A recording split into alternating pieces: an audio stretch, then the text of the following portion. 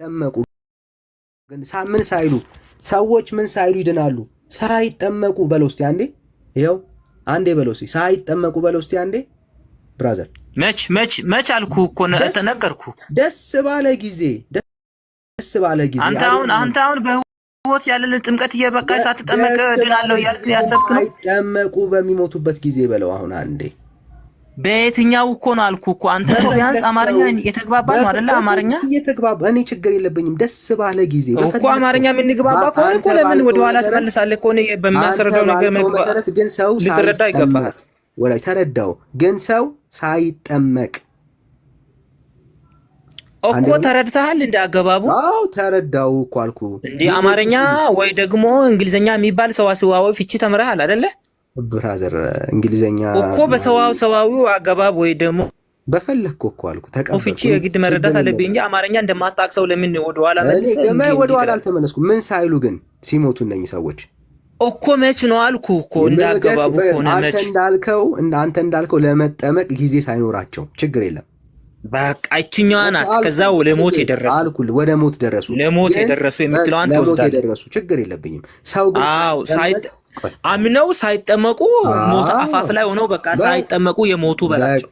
ስለዚህ ሰው ግን ምን እንጂ አንተ በህይወት እያለ አሁን አምነህ ብቻ ሳትጠመቅ አትድንም። አንተ አሁን ለምሳሌ በህይወት እያለ ቆይ ወዳጄ፣ ቅድም ያልኩትን ተሳስቼ ነው ሰው ሳይጠመቅ አይድንም ያልኩት አምልጦኝ ነው ብለህ አስተካክለው። አሁን አይቻልም። አይ እንደዛ አይነት ነገር የለም። አላስተካክልም። መጽሐፍ ቅዱስ ነው አምለው እንደተደረገ አሳስተካክል። መጽሐፍ ሰው ሳይጠመቅ ጥቅስ ልስጥህ እንደ መጽሐፍ ቅዱስ እኮ ነው የሚልህ አልኩ እኮ በለዋ። ሰው ሳይጠመቅ እንግዲያውስ ይድናል በለኛ፣ ውሃ ሳይነካው። መች አልኩ እኮ። እንዴት ነው አንተ ወደ ኋላ የምትመለስ? አይ ዶንት ማይንድ የፈለገ ጊዜ ይሁን፣ ሰው ግን ሳይጠመቅ ይድናል ማለት ነው በቤተ ክርስቲያን አስተምሮ። እስቲ መጨረሻ ላይ አንብብ። እስቲ ምንድነው የሚለው? መጨረሻ አካባቢ አንብብልኝ። ምን ልበልልህ? እሺ ያው አንብብ። የትኛው እንዴ? ለሞት የምትለዋን መጨረሻ ላይ ምን አትሷን ለምን ደጋግማ አትጠይቀኝ? እሺ ይሄው ወደ መጨረሻ አይ ወደ ታች ይሄው ምንድነው የሚለው? ከሞቱ የምትለዋን እስቲ ወደ ሞቱ የምትለዋን ነገር እስታድና አሳይ። ሳይጠመቁ በሚሞቱበት መጽሐፉ የሚናገረው ያንተን አርጊውመንት አያውቀውም። መጽሐፉ እኔ የምልህ ነገር እየሰማህ ነው ወዳጄ? ይሰማሃል? የተግባባን ነው መሰለኝ በአማርኛ። እንዲህ እርር ማላችሁን እዛ ሄዳችሁ ነው በቃ እርር ማለታችሁን ማሳየት ያለበት። አይ ወደ ሌላ ነገር አትሂዳ፣ ወደ ሌላ ነገር እኔ የቤተ ክርስቲያን መጽሐፍ ነው ያነበብኩት ወዳጄ። እኔ ላይ አትማረር። አሁን እኔ ምንም ያደረኩት ነገር የለም። ቤተ ክርስቲያን የጻፈችልን መጽሐፍ ነው እኛ እያነበብን ያለነው። ባነበብክልን ብቻ እንግባባ ያልኩ ነው። ወደ ታች ሂድና እኮ የምታነብ ከሆነ ወደ ታች ሄደህ ለምን አታነብልኝም? የቱ ጋር ወደ ታች ሂድ። አሁንም ወደ ታች ሂድ። ወደ ታች እሺ። ጋር በከበረ በገናና ከሞቱ ሞት ከምለው ወደዛ አንብብልኝ። የቱ ጋር ነው ሞት ያለው? እዚህ ጋር ነው ያለው። አባታችን ሳይጠመቁ በሚሞቱበት ጊዜ ቁጥር ስንት ላይ እግዚአብሔር እግዚአብሔር ምን ያደርጋል ይላል? እግዚአብሔር ምሕረትን ከምለው አንብብልኝ ወደዛ። እሺ ደስ ይላል። እሺ እግዚአብሔር ምሕረትን ለምነው በሚሞቱበት ጊዜ ከውሃና ከመንፈስ እንደተጠመቁ ይሆንላቸዋል። ምን ካረጉ ነው የሚለው? እግዚአብሔር ምንድነው የሚሉት? እግዚአብሔርን ለምነው። ስለዚህ በሚሞቱበት ጊዜ እኮ ነው የሚለው። አንተ ምንድነው የምትለኝ? እኔ ታዲያ እነዚህ እኮ አምነው እኮ ለጥምቀት ያልበቁ ሰዎች ናቸው እኮ። ታዲያስ እያወራን ያለ መስሎ አይደል እንዴ? ሰው ለጥምቀት ባይበቃም ይድናል እያልከኝ እኮ። መጨረሻ ላይ በደንብ አንብብልኝ። ምንድነው የሚለው? በደንብ አንብብልኝ። አሁንም ደጋግሜ ይዛጋ ደጋግሜ ያነብልሃለሁ እኮ። አንድ አይነት ሐሳብ እኮ ነው ያለን ብራዘር። እንደ ምንድነው የሚቆጠርላቸው ነው የሚለው? ይኸው ከውሃና ከመንፈስ ቅዱስ እንደተጠመቁ ይሆንላቸዋል። አሁን እነዚህ ሰዎች ምን ስለሆኑ ነው እንደ ከውሃና ከመንፈስ ቅዱስ እንደተጠመቁ የሚቆጠርላቸው? ሳይጠመቁ ስለሞቱ በዘራ ብሩክ ስላመኑ በዘራ ብሩክ እስትንፋስ አማካኝነት ጥምቀት ይሆንላቸዋል እኮ። አምነው ማለት ነው። አምነው እኮ ነው። ኦፍ ኮርስ አምነው እግዚአብሔርን ኢየሱስ ክርስቶስን አምነው በስሙ ያልተጠመቁ አሕዛቦች ናቸው። አለቀ። በስሙ ያመኑትን አሕዛቦችን እኮ ነው እኮ ያመኑት አሕዛቦች ሳይጠመቁ ሲሞቱ ጥምቀት ባይኖራቸውም ይድናሉ እያለን ያለው መጽሐፉ እኮ። እኔ እኮ ያልኩ ያለሁት ይሄንን እኮ ነው። ስለዚህ ቅድም ግን ምን አልከን? ሰው ሳይጠመቅ አይድንም ያልከውን ትምህርትን አፈረስከው በራስ አንደበት። እና ታዲያ ይህችኛዋ መጨረሻ ላይ ያለችዋ በደንብ ይገባሃል አይደል? ገብቶን እኮ ይሄን ተስማማን። ሳይጠመቁ የሞቱ ሰዎች ናቸው እንደ ጥምቀት ተቆጠረላቸው። የማን የዘር አብሩ እነዚህ እነዚህ ያመኑ ሰዎች ሳይጠመቁ ይድኗል በላቸው። እነዚህ ሳይጠመቅ ይድናል የሚለውን አይድንም የሚለውን ትምህርት ራስህ በአንደበት አፈረስከው ወዳጄ። ነገረ ድነቱ አልፈረሰም እኮ እንዳገባቡ ነገርኩ እኮ። እነኚህ ሰዎች ተጠምቀዋል። እንግዲያውስ በጥያቄና መልስ እናድርገው። ተጠምቀዋል እነኚህ ሰዎች ተጠምቀዋል። ከሞቱ እኮ እንደተጠመቁ ከውሃና ከመንፈስ ቅዱስ እንደተጠመቁ ይቆጠርላቸዋል የሚለውን በደንብ አድርገህ አንብብ። ተጠምቀዋል ወይ እነኚህ ሰዎች? እምነታቸው አድኗቸዋል እኮ። ይሄን ጠየቅኩ። ስለ እምነታቸው አልጠየቅኩም። ተጠምቀዋል ወይ እነኚህ ሰዎች? ተጠምቀዋል። እሺ በታች አንብብልኝ አልኩ እኮ። በምንድን ነው የተጠመቁት? ከሞቱ እምነታቸው እንደተጠመቁ በምንድን ነው? ከውሃና ከመንፈስ ቅዱስ እንደተጠመቁ ይሆንላቸዋል እኮ ነው የምለው። ተጠምቀዋል የምትላለች አይታች ብራዘር። ይኸው መቼም አትሰርዘውም እሷን። ሳይጠመቁ በሚሞቱበት ጊዜ እነኚህ ሰዎች ሳይጠመቁ ነው የሞቱት። እንደ ጥምቀት ግን ይቆጠርላቸዋል። እንደ ጥምቀት የተቆጠረላቸው ምንድን ነው? የዘራ ብሩክን እስትንፋስ። አይዞህ ብራዘር። አይኑ እኮ ግራ ችግር የለም አይምሮን እንደሚያዞር እኮ እንደሚያስደነግጥ እኮ እናውቀዋለን ወዳጄ። አትደንግጥ። ችግር የለም። እኔ ምንም የምፈራው ነገር የለም። የመፍራት ቃልም አላወጣኝም። ያስደነግጣል። አይዞ ብራዘር። መደንገጥ ያለ ነው። ሾክ እኛም ስንሰማው ደንግጠናል ለመጀመሪያ ጊዜ እና አይዞ የሚያስደነግ ብራዘር አዲስ ነገር አዎ ኖሮ የሚያስደነግጥ ነገር የለም። ሰው ሳይጠመቅ ይድናል ትላለች በመጽሐፍቶቿ ላይ።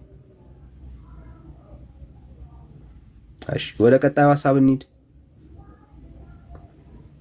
ልቀጥልልህ። ሰው ደግሞ ያለ ጌታ ስጋና ደም እንደሚድን ላሳየ።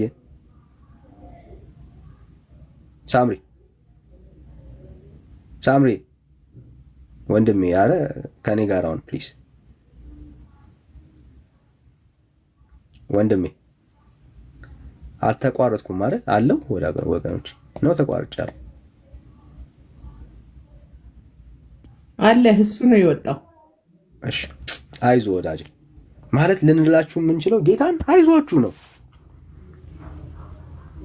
አይዟችሁ በቃ ማለት አይዟችሁ ጌታን በቃ የምሬ ነው የምለው። አይዟችሁ አይዞን ብራዘር። እሺ ሌላ ተረኛ ኦርቶዶክስ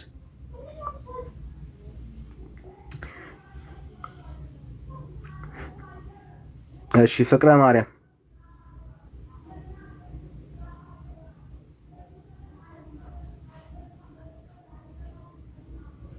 ፍቅረ ማርያም እሺ ሌላ ኦርቶዶክሳዊ ካለ እንቀበል።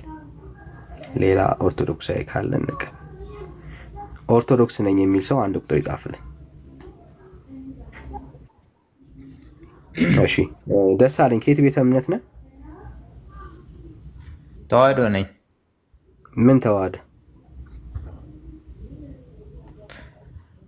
ርትዕ ተዋህዶ ነኝ። ርትዕ ተዋህዶ አይ ችግር የለም። ኦርቶዶክስ በሚለውን ችግር የለም። የሚያጣላን ነገር ሀሳብ እንትኑ ኦርቶዶክስ በሚለው ነው እንጂ ችግር የለም። በኦርቶዶክስ ያለ ልዩነት አለ ወዳጅ፣ ልዩነት አለ። አይ ዘመን አቆጣጠሩ ላይ ነው እንጂ ነገረ ድህነት ላይ ችግር የለም አለ። ያው ነው፣ ሁለት ልዩነት አለ። ርትዕን አንተ ደግሞ ርትዕ ተዋህዶ ነህ። አዎ ሀሳብ ጥያቄ እንመልስልህ ነው የገባሁት። እሺ ችግር የለም። ዋናው ርትዕ ተዋህዶ መሆን ነው። እሺ ርትዕ ተዋህዶ ግን ዳንዬ ርትዕ ተዋህዶ የነ እንትና ናት የነ ጀማነሽ። እውነት ነው። ኦርቶዶክስን ስለማትቀበል ርትዕ ተዋህዶ አይደለም። ስርዓት ያዝ። ርትዕ ተዋህዶ አይደለም። አይ ርትዕ ተዋህዶ ናቸው እነሱ። ኦርቶዶክስን አይቀበሉም። ታውቃለህ አይደለ? እነ ጀማነሽ ወይ የእነሱማ ነገረ ድህነት ሁሉ እኮ ችግር አለበት። ምን ወዴት አገናኘው? አይ ጥሪው ራሱ እኛ ኦርቶዶክስ ተዋህዶ አይደለንም ርትዕ ተዋህዶ ነን ብላለች አይደለ? በአደባባይ ርትዕ ተዋህዶ ነን ማለቷን አላውቅም። እሷን እውነት ለመናገር በቃ እንደሱ ነው እሷ ብላለች። ሰርች አድርገሽ ጀማነሽ ብለህ ሰርች ስታደርገው እምነቷ እነ እህተ ማርያም ጋር ነኝ። ከነጅማነሽ ጋር አይደለም። አሃ ርትት እንትና ነህ? አዎ ጥሩ በቃ እነ ቴዎድሮስ ንጉሥ ቴዎድሮስ ይመጣል ብለው ከሚያምኑ ወገኖች ነው። እሺ ምንም ችግር የለም። ቀጥል ወደ ትምህርቱ። መቼ ነው ያሉት? ደህና እሺ፣ እናወራለን ስለሱ ደግሞ በኋላ። እሺ እና ጥያቄ ልመልስልህ። በአንተኛው ተሃዶ ደግሞ አንዴ ቆይ ልጠይቅህ ነው አውራጅ። የኦርቶዶክስ እምነት የኦርቶዶክስ ትምህርት እኔንም ይመለከተኛል እያልክ ነው አይደል? ራስን እየገለጥክ ያለው? አዎ። እሺ በጣም ጥሩ። እሺ የኃጢአት ይቅርታ የሚገኘው በምንድን ነው? ኦርቶዶክሳውያን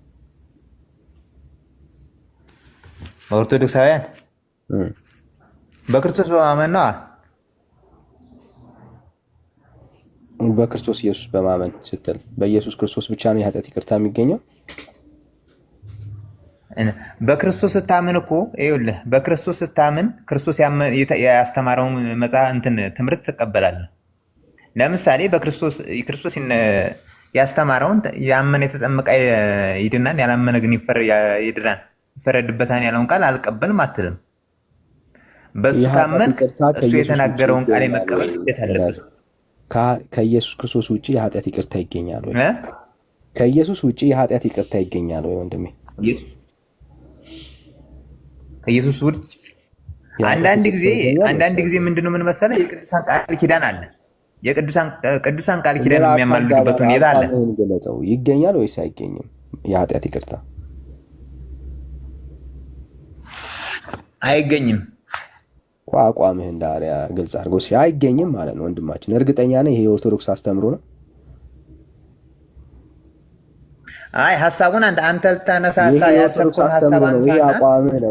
በዛ ብንወያይ ይቻላል። አሁን ቅድም ያነሳው ሀሳብ በሀሳብ ላይ ልንወያይ እኮ ነው። ወዴት ነው? ይኸውልህ አንተ የምትረዳበት ሁኔታና እኔ የምረዳበት ሁኔታ ይለያያል እኮ። ታስረዳናለህ። አቋምህ ነው ወይ? ይሄ አቋምህ ነው ወይ? ሁሉ በኢየሱስ ክርስቶስ ነው። ይኸውልህ እኛ እኮ ማንንም ለምሳሌ ወላዲተ አምላክ ለማመሰግናት እኮ ደሳለኝ እኔ የተጠየቀው ሌላ የምትመልሰው ይሄ የኦርቶዶክስ አቋም ነው ወይ? አዎ አቋሟ ከሆነ አዎ በለኝ። አዎ አቋሟ ነው፣ ምንም ጥያቄ የለውም እኮ አትፈርበት። በቃ አሁን አቋሟ ነው። እሺ አየን። እሺ በጣም ጥሩ ደስ ይላል። አሁን አንተ ነህ የምታነበው፣ አንባቢው አንተ ነህ። እሺ ችግር የለም። አንብቤዋለሁ፣ ቅድም እነግርሃለሁ ስለሱ። አይ አላነበብኩም። ሌላ ነው። እኛ አንደግምም። ለምን እንደግማለን ብራዘር? ስንት ነገር እያለን ለምን እንደግማለን? አንብበው እስኪ። አሁን ይታያል። ዳግመኛ በቀይ እንትን አስምረዋል። እሺ ዳግመኛ የሚለው ይታያል።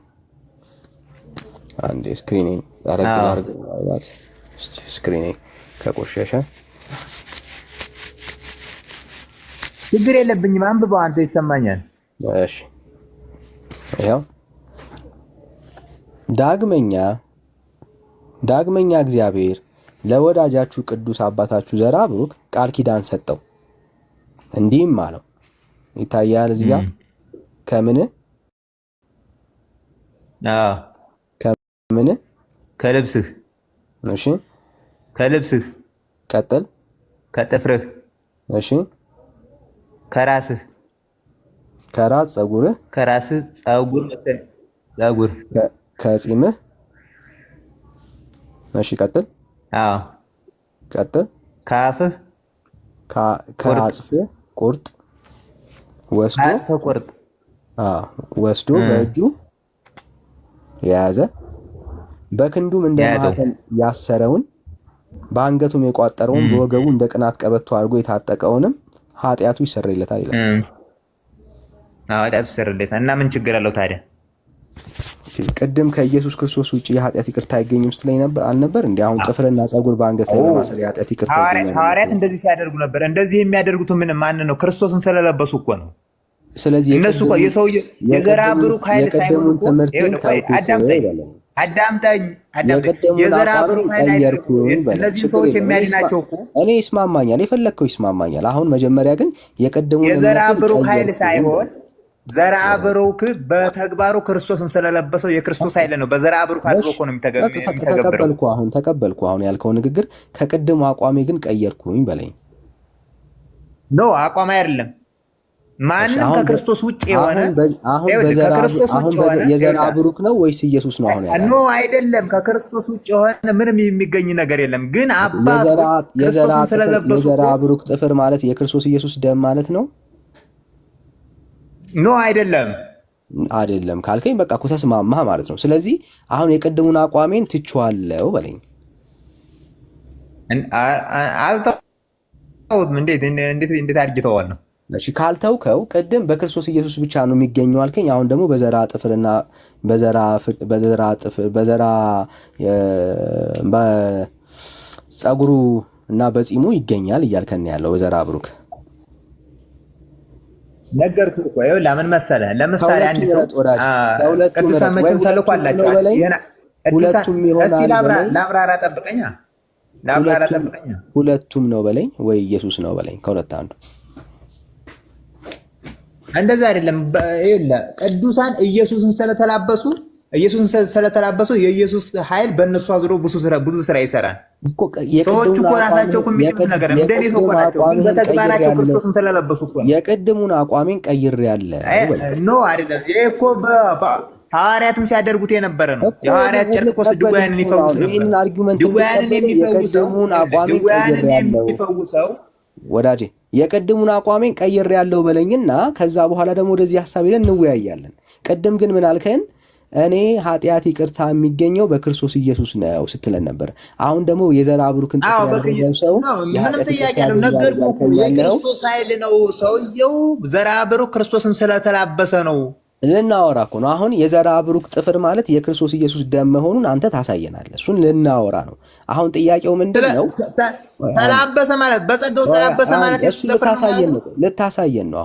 አሁን እዚህ ላይ ኢየሱስ ክርስቶስ ነው ወይስ የዘርአ ብሩክ ጥፍርና ችግራችሁ እኮ ይኸውልህ ነገር የዘርአ ብሩክ ጥፍር ነው ወይስ እናንተ ማለት ነው። በነገራችን ላይ ከወንጌል በርካታ ነገር መጥቀስ ይችላሉ። ቢያንስ 10 ነገር አንድ መጀመሪያ የአቋም ለውጥህን ማምጣትህን ንገረን ብራዘር። እንዴ የአቋም ለውጥ የለውም። ተላበሰ ኢየሱስ ማለት የዘርአ ብሩክ ጥፍር ነው ማለት ነው ወይ? የዘርአ ብሩክ ጥፍር ማለት ኢየሱስ ማለት ነው?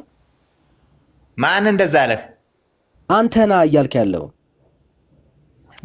ጸጋው ያደረበት ማለት ታዲያ በዘርአ አሁን እያወራን ያለ ነው ስለ ቃል ኪዳን ነው። የጳውሎስ ጨርቅ ድውያንን ሲፈውስ ነበር። ጳውሎስ ክርስቶስ አቋሜን የቅድም አቋሜን ቀይሬያለሁ በለኝ። ለምን እላለሁኝ?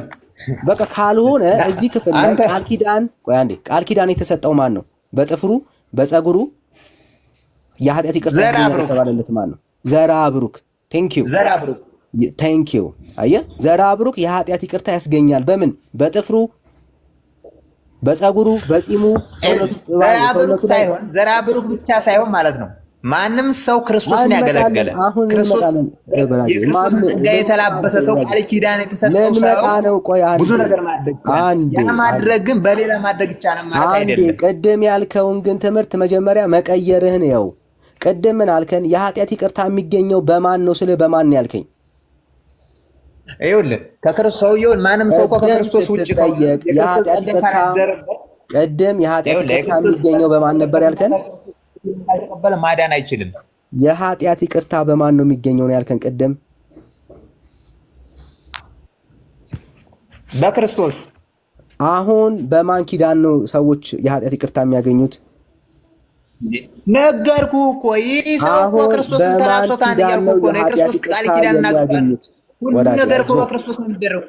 አሁን የማን ኪዳን ነው ወዳጅ? ይሄ የማን ኪዳን ነው? ወይ ሌላ ጥያቄ ካለ ቀጥል በእናትህ። የማን ኪዳን ነው? አልቀጥልም ብራዘር፣ መልሰህ ነው የምትሄደው። መመለስ ካልቻልክ ታችሁ ነው። የዘርአ ብሩክ ቃል ኪዳን ነው ክርስቶስ የሰጠው። የዘርአ ብሩክ ቃል ኪዳን አለቀ።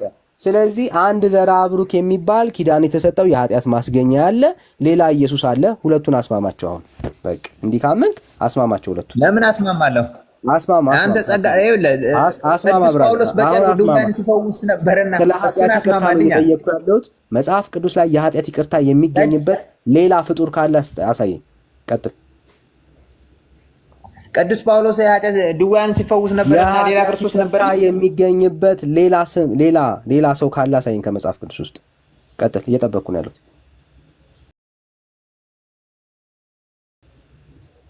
የኃጢአት ይቅርታ ስማኝ፣ ከኢየሱስ ውጪ የኃጢአት ይቅርታ የሚገኝበት ስም ካለ ስጠኝ።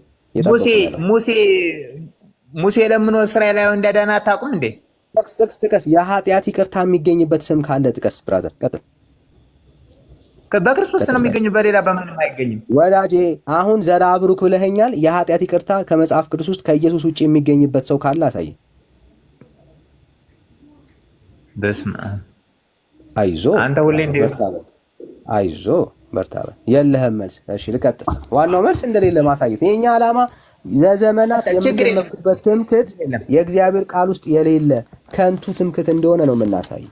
ዋናው አለመኖሩን ማሳየት ነው የኛ ዓላማ። እሺ እቀጥላለሁ። በደንብ ነው የምቀጥለው ብራዘር፣ በደንብ ነው የምቀጥለው። እሺ በደንብ ነው የምቀጥለው። ቀደም ልመለሰው ያልከውን ቦታ ላይ እወስድሃለሁ ማለት ነው አሁን። እሺ ሰው ሳይጠመቅ ይድናል ወይስ አይድንም? አይድንም። እሺ እርግጠኛ ነህ? በጣም እርግጠኛ ነህ? እሺ በጣም እርግጠኛ ነው። ሰማችሁት? እሺ በጣም እርግጠኛ ነው ብራዘር። ሰው ሳይጠመቅ አይድንም እያለን ያለው። እሺ አይ ሐሳቡን አይቼዋለሁ። ልጁን አንብበው እያልከው በነበረ ሰዓት አንብቤዋለሁ። ችግር የለም። አይ እኛ አንደግም ብራዘር፣ አንደግም ብራዘር፣ አንደግም። እሺ አንደግም። እሺ ጥምቀት ያለው የት ነው? በምድር ወይስ በሰማይ? በምድር ያሰራችሁት በሰማይ የታሰረ በምድር ጥምቀት ያለው የት ነው? በምድር ነው ወይስ በሰማይ? በምድር በካህናት አባቶች ይፈጸማል፣ በሰማይ ይሰራል። ጥምቀት ያለው የት ነው? ሰዎች አንተ የተጠመቅከው በምድር ነው ወይስ በሰማይ የተጠመቅከው? ምን ማለት በምድር የተፈጸመው በሰማይ ይፈጸማል አልኩህ እኮ።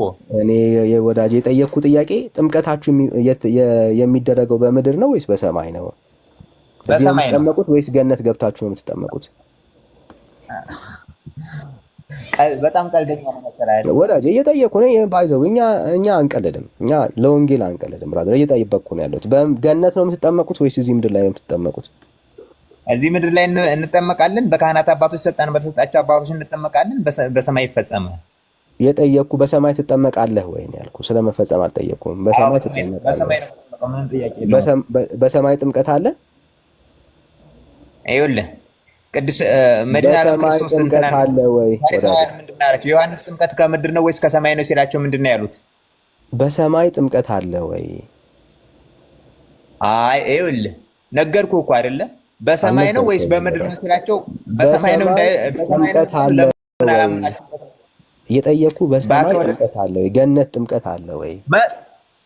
ይኸውልህ ይሄ ያንተ ፍልስፍና ነው። መጽሐፍን ጠቀስኩልህ አይደል? ገና እየጠየቅኩ ነው ያሉት። እኔ እኮ ምንም አላወራሁም። በሰማይ በምድር የተፈጸመው በካህናት አባቶች የተፈጸመው በሰማይ ይፈጸማል አልኩህ እኮ። መለስኩልህ እኮ። እኔ ጠየቅኩ በጥምቀት የውሃ ጥምቀት። አንተ በመለስከው ደግሞ አንተ ደግሞ በግላዊ ምኞት ከበደ ወዳጅ እኔ ሳወራ መልስ ከሌለ የለኝም ነው የምትለው። መናፍቁ በደምብ አለኝ እንጂ በምድር የተፈጸመው በካህናት አባቶች የተፈጸመው በሰማይ ይፈጸማል ይሰራል። በምድር ያልተፈጸመውስ በሰማይ ያ ማለት ሰማያዊ ነው ማለት ነው። ሰማያዊ የጠየቅኩ ጥያቄ ቆይ አንዴ ለህዝቡም ግልጽ ላድርግለት፣ እየሸሸው ያለውን ጥያቄ እንዲረዱት። ኦኬ በምድር ያልተጠመቀ ሰው በላይ በሰማይ በገነት ይጠመቃል ወይ ነው ጥያቄ። ገነት የጥምቀት ፕሮግራም አላችሁ ወይ? የለም። በዚህ የተፈጸመው በዛ የለም ማለት ነው። አንዴ ጻፉለት ፕሊስ፣ በጌታ ጻፉለት። አጠገቢው አጋጣሚ ወረቀት የለም እንዳልጽፍ ጻፉለት። የለም ያለው እሺ፣ እርግማን ነው እኮ ያለ ከሌላ ምንም ሌላ የለም ብራዘር። እሺ የለም ማለት እሺ፣ ይሄው ባይኖር ይሻላል ብዬ ነው። አይዞ ምንም ብትራገም የምትቀይረው ነገር የለም። እሺ አንብበው እስቲ።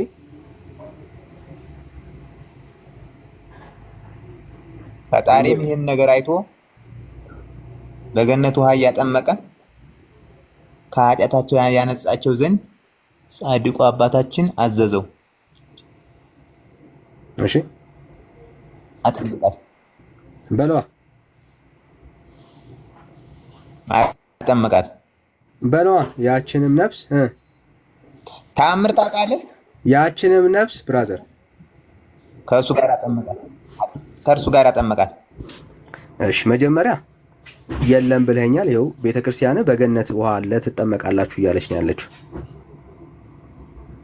ይኸውልህ እሱ በነገራችን ላይ ተአምር ለአንተ የሚነገር አይደለም። የአቋም ለውጥ ተአምር ለምናምንበት ለኛ የአቋም ለውጥ አምጥቻለሁ። ቆይ ልንገርህ፣ እንደዚህ አንቀጥል። ማንም ሰው ኤክስፕሌን ታደርገዋለህ። ግን ቅድም ያልኩት ተሳስቼ ነው። የአቋም ለውጥ አሁን አምጥቻለሁ። እንዴ እንደዚህ እየተዘለለማ የአቋም ለውጥ የለኝም። ለምንድን ነው የአቋም ለውጥ ማውጣ? የአቋም ለውጥ ከሌለ ይህንን ሰውዬ ያጠመቀው የት ነው? በምድር ነው ወይስ በገነት ነው? ከቅድሙ ጋር እኮ የተያያዘ ነው። አይ ብራዘር፣ ማንም ሰው የትኛው ነው? አሁን በምድር ነው ጠየቁ። በምድር ነው። እኔ አብራራለሁ። በገነት ነው በምድር ነው የሚያጠምቀው? ለአብራራለህ አልኩህ እኮ አይደል? በገነት ነው ወይስ በምድር ነው የሚያጠምቀው? ወዳጅ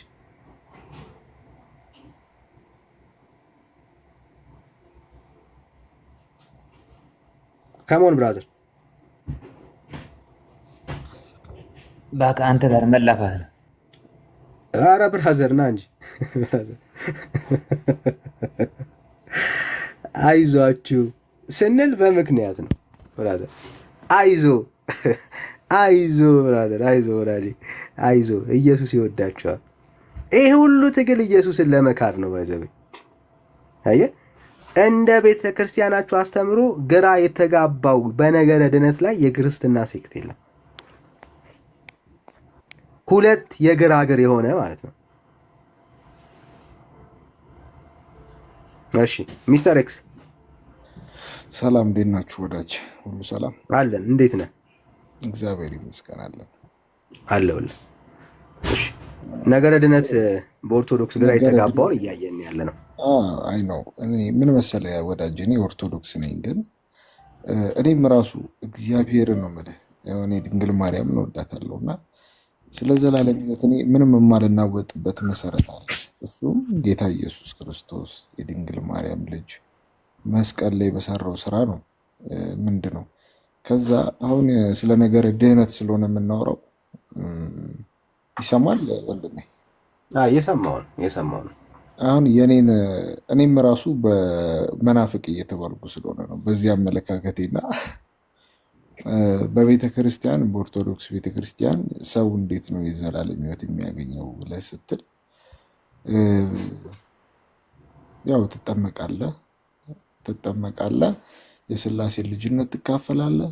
እነዚህ ሚስጥሮች የሚፈጸሙ ሚስጥሮች አሉ እና እነሱ ሚስጥሮች እየተካፈልክ ስትሄድ እዛው ቅባ ሜሮን ትቀባለህ። እናንተ ከቅዱሱ ቅባት ተቀብታችኋል ከሚል ባይብል ጋር ይገናኝና መጨረሻ ላይ የክርስቶስን ስጋና ደም ነው።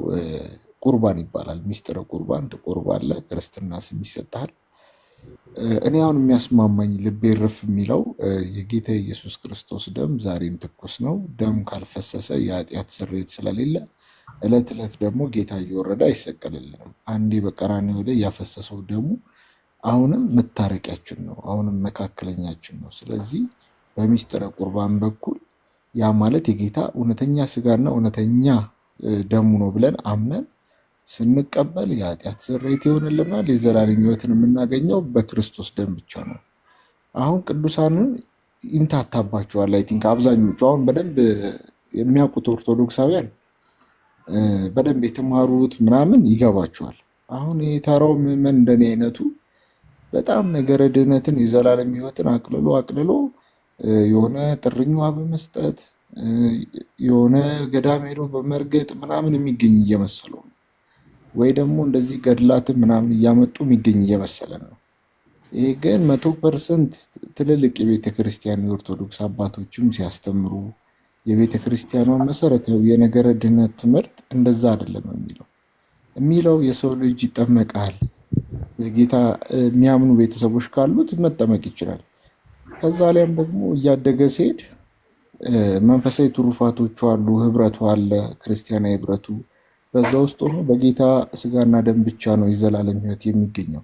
በጌታ በማመን መስቀል ላይ ሰጥቶናል፣ ደሙን አፍስሶልናል፣ አጥንቱን ከስክሶልናል።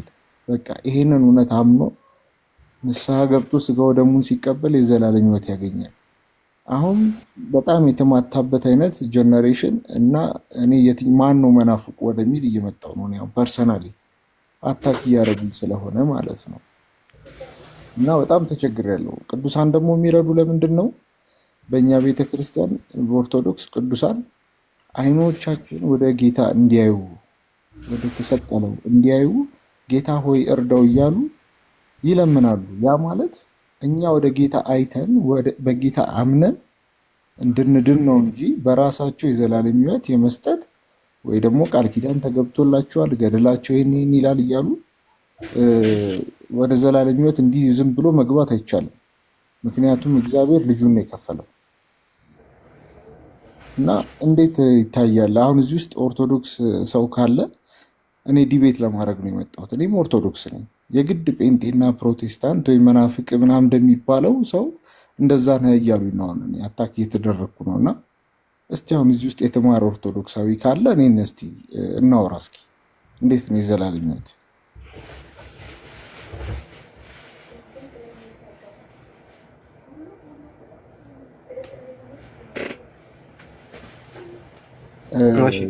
ድንግል ማርያም የሚለው ከስር ያለው ምንድን ነው?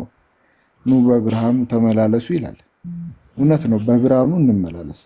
ስለዚህ እንዴት ነው የምንመላለሰው? እንዴት ነው የዘላለም ሕይወት የምናገኘው? ነገረ ድህነት እንዴት ነው? እስኪ የሚያወራኝ ካለ ኦርቶዶክሳዊ። ድንግል ማርያም ይሰማል ወዳጅ? ካልተሰማ ያው ላወርድህ ነው። ሚዩትን ክፈተውና እያወራ ከሆነ ወልድ መንፈስ ቅዱስ አሐዱ አምላክ አሜን። ሰላም ለእናንተ ይሁን። እንዴት ናችሁ? እሺ ሰላም፣ እንዴት ነህ? እግዚአብሔር ይመስገን። በመጀመሪያ ሚስተር ኤክስ ማወቅ መማር ከፈለግ ከዚህ ጋር አይደለም የምትገባው። እውነት ለመናገር ፕሮቴስታንት ነው የምትመስለኝ። ኦርቶዶክስ ከሆን ጥሩ፣ ግን የምትማርበትን ቦታ ምረጥ። እዚህ ምን ልታገኝ የገባው የሚል ኮሜንት እሰጥሃለሁ በመጀመሪያ ደረጃ ማለት ነው። ምክንያቱም በጣም ብዙ የሚያስተምሩ ወንድሞች ባሉበት ቦታ ሆነ እዚህ ጋር ገብተህ ለማጭበርበር ነው እየሞከርክ ያለው። እዛ ጋር መሪ ጌታ የሚል አለ፣ የሆኑ አባትን መስቀል ይዞ፣ አንተ ደግሞ ድንግል ማርያም የሚል አለ። እዛ ጋር ደግሞ አሁን ሁሌ ቲክቶክ ላይ እንደተለመደው ኦርቶዶክሳውያኖች እንሆንና ከሌላው ተከታዮች ጋር ዲቤት እናደርጋለን። በዚህ መሀል እኔም አሁን ስለመረረኝ ነው በነገራችን ላይ የእውነት ለመናገር ነገረ ድህነት ላይ በጣም አብዛኛው ክርስቲያን ኢቨን በሰንበት ትምህርት ቤት የማውቃቸው በጣም ወዳቸው ጓደኞቼ ሁሉ በጣም የተዛባ አመለካከት ነው ያላቸው። እና እኛ እያጠራን ከሄድን አሁን እዚህ ጋር የተሰበሰቡት የተበተኑት ሁሉ ወደ ኦርቶዶክስ እንደሚመለሱ ነው እርግጠኛ ነኝ። ትክክለኛ ትምህርቱን እኛ መናገር አለብን፣ በእኛ መብቃት አለበት። ቤተክርስቲያናችን ያላስተማረችውን ያላለችውን ነገር ለምንድን ነው እየተለጠፈ የሌላም ሰው መሳለቂያ የምንሆነው? እውነተኛውን ትምህርት የአባቶቻችንን ለምን አናስቀጥልም እንዴ? እነ ቅዱስ ጊዮርጊስ ዋጋ የከፈሉት እና አርሴማ እንደዛ መዓት መከራን የተቀበሉት እኮ ስለ ኢየሱስ ክርስቶስ ፍቅር ነው። ስለዚህ እኛም እሱን እያየን የእነሱን አሰረ ፍኖት ተከትለን ወደ እውነት መምጣት አለብን እንጂ በገድልና በድርሳናት ላይ በተጻፉ ነገሮች መሰረት አድርገን አሁን እንደውም እየቀረ ነው። ጳጳሱ ሁላ ተናግሯል። ደስ የሚል ለውጥ እየታየ ነው ቤተክርስቲያን ላይ። የስህተት ትምህርቶች አንዳንድ ሰዎች እያስገቡ ነው። እነሱን ነቅሰን እየወጡ ነው አባቶች ራሱ። ስለዚህ ሌላውም እንደ ሰርዲን ጣሳ አዳራሽ ውስጥ እኮ መታመቅ የለበትም። ሌላውም ክርስቲያን ወንድሞቻችን ናቸው። ለምንድን ነው የምንከፋፈለው? እንደ ባዳ አንድ መሆን የለብንም ወይ እንዴ? እኛ እኮ አሁን እኮ ከዚህ በኋላ ክርስቶስ መምጫው ደርሷል። ጭራሽ በኢየሱስ ክርስቶስ ስም እንዳታስተምሩ እንዳትሆኑ ተብሎ ክርስቲያኖች በሙሉ እኮ ምሳር እየተቃጣብን ነው። እኛ አንድ ነው መሆን ያለብን። ለምንድን ነው የምንተቻቸው? መታረቅ አለብን። በነገራችን ላይ ክርስቶስ ሊያስታርቀን ነው እንጂ ሊለያየን አልመጣም። ክርስቶስን አታስተምሩ ያለ ኦርቶዶክስ ቤተክርስቲያን ውስጥ አለ እንዴ? ለመሆኑ አንተ ሲጀምር ተሐድሶ በግልጽ ምነግርህ ማለት ነው። ተሐድሶ ነህ፣ በቃ ግልጽ ነው። ምንም እናንተን ለመረዳት አይከብድም። ግን ክርስቶስን አትጥሩ፣ ክርስቶስን አታስተምሩ የሚል ኦርቶዶክስ እኔ አልሰማህም እኮ አሁንም አያረል እንደዛ ነው አታክ እያደረጉኝ ያሉት። እኔ እንደዚህ ለምንድን ነው የምንለው?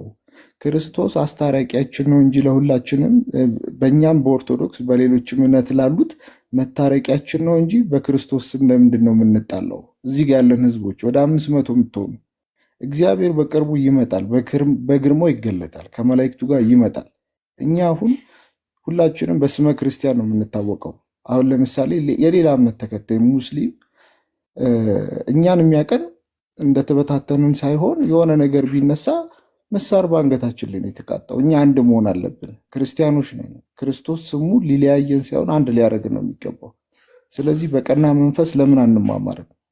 ፕሮቴስታንቱ ዓለም፣ የታድሶ ዓለም ስርዓትን፣ ቀኖናን፣ ትውፊትን ከኦርቶዶክስ ቤተክርስቲያን ብንይዝ፣ ኦርቶዶክስ ቤተክርስቲያናችን ደግሞ የነበረች ያለች የምትቀጥል ስለሆነች ሰዎች የሚያስገቡባትን አንዳንድ የስህተት ትምህርቶች አሁን አባቶችም እኮ አምነውበታል። ጳጳሱ እንግዲህ አምነውበታል። ሁሉም ሰው እያሳተመ መጽሐፎችን እየለቀቀ በክርስቶስ ነገረ ድነት ላይ ተጻራሪ ነገር እያመጣ ነው ያለው። ያ ነገር ቢቆም ምን አለበት? ከዛ በኋላ ይህም የተበተነው ሁሉ ይሰብሰብ ወደ ቤቱ። ኦርቶዶክስ ነች እኮ ውበት ያላት፣ ዝማሬው የኛ ከመላእክት ያልተናነሰ፣ ቅዳሴው፣ ስርዓቱ፣ ዕጣኑ፣ ይህን ሁሉ ነገር ሀብት ይዘን ለምንድን ነው ሌሎችንም የምንገፋው? ያልተማሩትን በስነስርዓት እያረቅን መናፍቅ ታድሶ እያሉ ስም ከመስጠት በቅን ልቦና ለምን አንማማርም? አንድ መሆን አለብን። በነገራችን ላይ እዚህ ጋር ሁላችሁም ያላችሁ ወንድሞች ክርስቶስ ሊከፋፍለን ሲሆን አንድ ሊያደርገን ነው የመጣው። ስለዚህ ሉሲፈር 666 በደጅ ቆሟል። ለሁላችንም ነው መከራው የሚመጣው። ስለዚህ እኛ አንድ ሆነን በአንድ መንፈስ በአንዲት ቤተክርስቲያን በአንድ ሃይማኖት በአንድ እምነት ውስጥ መሆን መቻል አለብን እና ማዕከላችን አስታራቂያችን ኢየሱስ ክርስቶስ ነው። ጥሩ ነው ሀሳብን፣ እውነት ለመናገር ጥሩ ነው። እንደዚህ ማሰብህ መከፋፈል የለብንም ሁላችንም አንድ ሆነን የመጣ ነው ምናምን፣ እሱ ሀሳቡ ልክ ነው። ይህን እኮ ማንም አይጠላም። በነገራችን ላይ ፕሮቴስታንቱም አይጠላም። ምን ሰው ሆኖ የሚጠላ እንደዚህ አይነት ነገር ከሆነ ሰው አይባልም፣ ይህ ሰይጣን ነው። ኦፍኮርስ ግን ደግሞ ጠላታችን አለን። የሰው ልጅ ጠላት ሰይጣን ነው። ባይዙ ሌላ ጠላት የለንም የሰው ልጅ። እንደዚህ አይነት መከፋፈል እንዲኖር ምን የኛ ስጋዊ ፍላጎታችንን ተጠቅሞ እኛ ስንፈቅድለት ወደኛ ውስጥ ገብቶ እንደዚህ አይነት መከፋፈል፣ ዘረኝነት በቃ በማንኛውም አስፔክት ይገባብናል እና እንደዚህ አይነት ነገር ይፈጠራል። ኦፍኮርስ ግን አንዳንዴ ምንድን ነው ይህ ሁሉ ነገር እየተደረገ ያለው ሳንማር እያስተማርን፣ ሳይገባን የገባን የመሰልን እየተናገርን፣ የማይባል ነገር ኦርቶዶክስ ተዋሕዶ ቤተክርስቲያን የማትለው ነገር እንዴት ትላለች በማለት ወይ ደግሞ አንዱ ደግሞ አሁን በቃ ፕሮቴስታንት ስለሚጠላ ብቻ እንደዚህ በማለት ላይክ ዛት እንደዚህ ጽንፍ የረገጠ አይነት አካሄድ የሄድን ስለሆነ ነው። ኦፍኮርስ እሱ ብቻ አይደለም፣ ኖርማል ኢንተርናሽናል የሚሰራ ስራ አለ። ጀስት እንዳልከው ነው። ጀስት ወደ መጨረሻው ዘመን ላይ ፈተና ይበዛል። ሐሳዊ መሲህ መገለጡ አይቀርም። ስለዚህ ለዛ መንገድ ጠራጊ በጣም ብዙ የእምነት ድርጅት ተፈብርኳል ዓለም ላይ። ኦፍኮርስ ከዛ አንጻር ነው ይህ ሁሉ ነገር የተደረገ ያለው። ኦርቶዶክስ ተዋሕዶ ቤተክርስቲያን ይህን ያክል የምትፈተነው ሁሉም ተነስቶ ኦርቶዶክስ ላይ ይህን ያክል የሚያፈጥ እውነት ስለሆነች ነው። ዞሮ አሁን ያልከውን ሀሳብ ይሁን፣ ግን ቅድም ያልከውን ኮሜንት ብትወስድ ጥሩ ነው። ከዛ ውጭ ስለመዳን ትምህርት ግራ ይገባኛል። ምን ይለኛል? ምንም ጥርት ያለ ትምህርት ነው ያላት ኦርቶዶክስ ተዋሕዶ ቤተክርስቲያን። ምንም ግራ የሚያጋባ ምን የሚል ነገር የለም። ምን ነው ግራ የሚያጋባ? እሺ ይቅርታ፣ በጣም ግራ የሚያጋባ ትምህርት እንዳላት ከኔ ጋር እንየው። ምናልባት እሱ የተሻለ ነው የሚሆነው። የተነሳውን ሀሳብ እንዳለው ነው ማለት ነው። እና የኦርቶዶክስ ቤተክርስቲያን ምንም በነገረ ድነት ላይ ግራ የተጋባ ትምህርት የላትም ነው ያሉኝ። ኦፍኮርስ ምንም ግራ የተጋባ ጥርት ያለ ትምህርት ነው ያላት። እሺ ደስ ይላል፣ በጣም ደስ ይላል። አንድ ሰው ኢየሱስ ክርስቶስን በማመኑ ብቻ ያለ ምግባሩ መንግስተ ሰማያትን ይወርሳል? በማመን ብቻ ትወርሳላችሁ የሚል የመጽሐፍ ቅዱስ ክፍል የለም፣ ሀሳቡም የለም። አለታየት ይችላል። በማመን ብቻ በማመን እንደምንወርስ ልክ ነው፣ ግን በማመን ብቻ ትወርሳላችሁ የሚል አንድም የመጽሐፍ ቅዱስ ክፍል የለም። ኦኬ ደስ ይላል። እሺ በማመን ብቻ መንግስተ ሰማያት አይወረስም ማለት ነው። ኦፍኮርስ ማመን በራሱ ምንድን ነው? ቆይ ሲጀመር ማመን ስትል አንተ ምን ማለት ነው? ኢየሱስ ክርስቶስን አምናለሁ ስትል ምን ማለት ነው? አንተ ትምህርቱን ያስተማረውን ትምህርት መቀበል ማለት እኮ ነው። እሱ ያለውን ትምህርት እንደዚህ አድርጎ ያለን ነገር ማድረግ ማለት ነው። እሱ ያለን ትምህርት በምላት መቀበል ማለት ነው። ተቀበልኩ በቃ። አሁን ምንም ኤክስፕላኔሽን አያስፈልገውም። እሺ በጣም ጥሩ። ግራ የተጋባ መሆኑን ማሳየት ስለሆነ አላማዬ። እሺ በቅዱሳንስ በኩል ያለ ምግባር ሰው ገነት ይገባል ወይስ አይገባም? አሁን ወደ እሱ ከመሄድ በፊት ይኸውልህ መሰረታዊን ትምህርት መጀመሪያ ያዝ። ከዛ በኋላ ወደ እሱ ስለ ቅዱሳን አማላጅነት እንገባለን። መጀመሪያ መሰረቱን ያዝ። ያዝኩኝ መጀመሪያ የኦርቶዶክስ አሁን ያሉኝን ያዝኩት መጀመሪያ ኦርቶዶክሳዊ አዳምጠኝ። መጀመሪያ ኦርቶዶክሳዊ የመሰረተ ድህነት ትምህርት ምንድን ነው የሚለውን ነገር ተረዳ። ተቀበልኩት። ምንም ጥያቄ የለብኝም። ምን አሉኝ? አንድ ኦርቶዶክሳዊ በክርስቶስ ኢየሱስ ያለ ምግባር ኢየሱስን በማመን ብቻ አይድንም አሉኝ። ይሄ መሰረታዊ ትምህርት ነው አይደል? በእምነት ብቻ ትድናላችሁ የመጽሐፍ ቅዱስ ክፍል ትምህርት ሀሳቡም የለም አልኩኝ። ማስረጃ ካለ እኔ መች አልኩኝ? እኔ ተቀበልኩኝ። አሁን ይሄን ነገረ ድነት ትምህርቱን ተቀበልኩ አልኩኝ። አታምንበትም? እንዴት ተቀበልኩ ትለኛለህ? አታምንበትም? በእምነት ብቻ ብለህ እየኖርክ አይደል እንዴ? ይሄው አሉኝ። አሁን ተቀበልኩኝ። እኔ እኮ አሁን የእርሱ ያሉኝን ተቀበልኩኝ። ነገረ ድነቱ ግራ እንደሚያጋባ እኮ ማሳየት ነው አላማው። ዛሬ ላሳዩት ነው ግራ እንዴት እንደሚያጋባ። አሁን እርሱ ማታምንበትን ነገር ዝም ብለህ ለቲፎዞ ለምን አምናለሁ? የኔ ፖይንት ግራ የተጋባውን ነገረ ድነት ማሳመን ነው። አሁን ያሉትን በቃ አንድ ኦርቶዶክሳዊ ኢየሱስን በማመኑ ብቻ የዘላለም ሕይወት ያገኛል አያገኝም አሉ። ሰማሁት። በቃ አሁን ከስር ጻፉላቸው ግራ እንዳይገባን። ኢየሱስ ክርስቶስን በማመን ብቻ አይዳንም አሉ። ይሄ ነው አይደል? ይሄ ነገር መሰረቱ የኦርቶዶክስ ፕሊስ በመጀመሪያ እስኪ ንገረኝ። የኦርቶዶክስ ነገረ ድነት ትምህርት ንገረኝ። ቅድም ምን አሉ? የኦርቶዶክስ በፍጹም ነገረ ድነቷ ግራ አይጋባም አሉኝ። ግራ እንደሚጋባ እኮ ላሳዩት ነው። ይሄው ላሳዩት ነው። ለምን አይታገሱም? ላሳዩት ነው። አቋሙትን ብቻ ይንገሩኝ እርሱ። አንተ በላይ ተሆነ ሙዳት ያዝ። አንተ በላይ አንተ ላ ሙድ እያስኩኝ አለም እያከበርክ መምህር መስለኝ ነው እያከበርኩ ያለው። ችግር የለም በስም እጠራለሁ። ኦኬ ይሄው አንተ ብዬ እጠራለሁ። ምን ይደንቀኛል? ምን ይጨንቀኛል? ብራዘር ምን አልከን ቅድም? የኦርቶዶክስ ነገረ ድነት ግራ አይጋባም። ምንድነው? ሚስተር ኤክስ ተሳስተሃል አልከው። በዚህ አቋምህ ላይ ነህ? ኦፍ ኮርስ ምንም እሺ ኦፍ ኮርስ ብሎ ነው የመለሰልን። እሺ ኦፍ ኮርስ ብላችሁ ጻፉለት። ምንም ግራ አይጋባም ማለት ነው። እሺ ሶ ምንድነው ያልከን? አንድ ኦርቶዶክሳዊ ያለ ምግባር ኢየሱስ ክርስቶስን በማመን የዘላለም ሕይወት ያገኛል ወይ ብዬ ስጠይቅህ አያገኝም አይደል ያልከኝ? ይኸውልህ ላብራራልህ። አዳምጠኝ አንዴ ከይቅርታ ጋር በትዕግስት አዳምጠኝ። እንዴት እንደሆነ የነገረ ድነት ትምህርታችን ልንገርህ። አብራራው። ችግር ደስ ይለኛል። አብራራው። ሊያብራራ ነው በደምብ ሲብራራ ስሙ። እሺ ኦርቶዶክሳዊ የነገረ ድነት ትምህርት የሚጀምረው በእምነት ነው። ኦኬ ጌታችን መድኃኒታችን ኢየሱስ ክርስቶስ ያስተማረን ትምህርት ይዘን ስለሆነ እኛ ምን የምንለው። ስለዚህ አንድ ሰው ጌታችን መድኃኒታችን ኢየሱስ ክርስቶስ ፍጹም አምላክ ፍጹም ሰው መሆኑን በመጀመሪያ ደረጃ አንድ ክርስቲያን ለመሆን መጀመሪያ ያለበት መሰረታዊ ቤተክርስቲያን ትምህርትን መማር። እሱ ማለት ሚስጥራተ ቤተክርስቲያን፣ አምስቱ ሚስጥራተ ቤተክርስቲያን ከዛ ይጀምራል። ከሚስጥራ ስላሴ ጀምሮ አታስፋው ጠበብ አድርገህ ሀሳቡ ላይ ብቻ አውራ። ዲስከሽን የገባ ነው። ኖ አታስፋው፣ አትለጥጠው። ቅድም የችን ብቻ ላውራ ያልከኝን ፖይንት ላይ አውራና ወደ ዲስከሽኑ እንመለስ።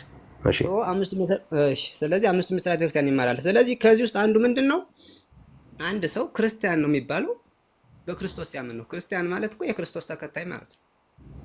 ስለዚህ አንድ ሰው በክርስቶስ ያምናል፣ ክርስቶስ አምላክ እንደሆነ፣ ፍጹም ሰው ፍጹም አምላክ እንደሆነ። ኦኬ የሰው ልጅ አስቀድሞ ተፈርዶበት ከነበረውን የሞት ፍርድ ነፃ ሊያወጣው የመጣ መሲህ ክርስቶስ እንደሆነ ያምናል። ኦኬ እውነተኛ አምላክ ክርስቶስ እንደሆነ፣ ከሶስቱ አካል አንዱ አካል ኢየሱስ ክርስቶስ እግዚአብሔር ወልድ እንደሆነ ያምናል። ኦኬ ያምናል፣ ይቀበላል ክርስቶስ አምላክ እንደሆነ። ከዛስ ያምናል፣ ይጠመቃል። ለምን ተጠመቅ ስለተባልክ። ማመን ማለት መዳን ማለት ኢየሱስ ክርስቶስን አምናለሁ ስትል ያስተማረ ትምህርት ምንድን ነው? እኔ እንዲህ ነኝ ብሎ ያስተማረ በራሱ በአንደበቱ ያስተማረ በሐዋርያት በቅዱሳን መጻሕፍት የገለጸውን እውነት አምነህ እውነት ነው ብለህ ተቀብለህ እሱን እያደረግህ ስትኖር ያኔ ነው እምነት ሙሉ የሚሆነው እንጂ ከዛ ውጭ ኢየሱስ ክርስቶስን አምኛለሁ ብለህ በአፍህ ስለተናገርክ ብቻ አይደለም የምትድነው። ስለዚህ ወደ ዲስከሽኑ እንግባ። የስብከት ሰዓት ስላልሆነ አሁን ወደ ዲስከሽኑ እንግባ። እሺ ያው ጊዜ እንደሰጠው ብራዘር እቤትህ ከፍተህ ስብከት ከፈለክ ረጅም ሰዓት መስበክ ትችላለህ። ለዲስከሽን የገባው እንዴ አብራራልኝ አልከኝ እኮ ላብራራልኝ። ምንም ሳልጀምር አቋረጥ። አብራራልኝ አላልኩም። አንተ ራስህ ነህ ላብራራ ያልከው። እድል ሰጠው አብራራ። ከዛ ደግሞ እንቀጥል። ብራዘር ለመስበክ አይደለም የገባው። እሺ ቀጥል፣ ችግር የለም። ቴንክ ዩ ነው የሚባለው። ባይ ዘ ወይ ስለሰጠኝ ጊዜ አመሰግናለሁ ነው የሚለው። ጥሩ ሰው እንደዛ ነው የሚለው። ብራዘር ጊዜ ነው የሰጠኝ። ሐሳብን አላስጨረስከኝም። ችግር ነው፣ ይቀጥል፣ ችግር የለም። አንተ ረጅም ሰዓትም እኮ ነገርኩ፣ አሳጠረው ብዬ ነገርኩ። የባስ ልታስረዝመው ነው አላማ። ኦኬ ሶ አሁን ሐሳቡ ላይ ቴንክ ዩ ነው ማለት ያለበት ለሌላ ጊዜ ማለት ነው። አሁንም ቢሆን ኮምፕሌን ነው እያቀረብክ ያለው። እሺ ምንድን ነው እያልከን ያለው? በደምብ ስማኝ። አንድ ሰው ኢየሱስ ክርስቶስን በማመኑ ብቻ አይድንም ስለ ኦፍ ኮርስ ብለኸኛል። ይሄን ይዘንልሃል። ስለዚህ አንድ ኦርቶዶክሳዊ ሚስጥራቱን ፈጽሞ ሁሉንም ነገር አድርጎ ያለ ምግባሩ ግን አይድንም ማለት ነው። ይሄ የቤተ ክርስቲያኒቷ አቋም ነው። ተስማምተናል በዚህ። እሺ ምን ያህል ግራ የተጋባው ነገረ ድነት እንደሆነ ማሳየት ስለሆነ አላማዬ። አሁን ደግሞ ቀጥሎ የምጠይቀን ጥያቄ ልክ እንደዚህ ኦፍ ኮርስ ብለህ እንድትመልስልኝ ይፈልጋለሁ። አንድ ኦርቶዶክሳዊ ያለ ምግባሩ በቅዱሳን አማካኝነት መዳን ይችላል ወይስ አይችልም? ይኸውልህ አዳምጠኝ። እኛ አሁን ኦርቶዶክስ የድነት ትምህርት ድነናል፣ የዳነው እንድናለን የሚለው ላብራራላችሁ። ከዛ ጋር አልጠየቅኩም እሱ። ምክንያቱም የቅዱሳን ምልጃ የሚያስፈልገን የቅዱሳን ምልጃ የሚያስፈልገን አንድ ሰው የዳነ ሰው የክርስቶስ ልጅ የሆነ ሰው የዳነ ሰው እኔ አንተ በፈለከው መንገድ አይደለም አባባላለሁ። ወንድም የኛን ትምህርት ማስተማር ግራ እንደተጋባ ላሳየ ነው። የግራ የተጋባውን ጥያቄ ትምህርት እየጠየቅኩ ነው ያለሁት። እኔ ደግሞ የምልህ አንተ የፈለከው ነገር እንዳወራልህ ሳይሆን የኛን የጠየቅኩ ግራ የተጋባህበትን ትምህርት እያሳየሁ ነው። መልስ ካለ መልስ። ምንም ግራ አልተጋባሁም። አንተ ግራ ስለገባ ለምን ግራ ሌላው ግራ ይገባል? ያልተጋባ ሰው መመለስ አቅም አለው፣ ይመልሳል። ይኸው እየጠበቅኩ ነው ያለው። እየመለስኩልህ እኮ ነው።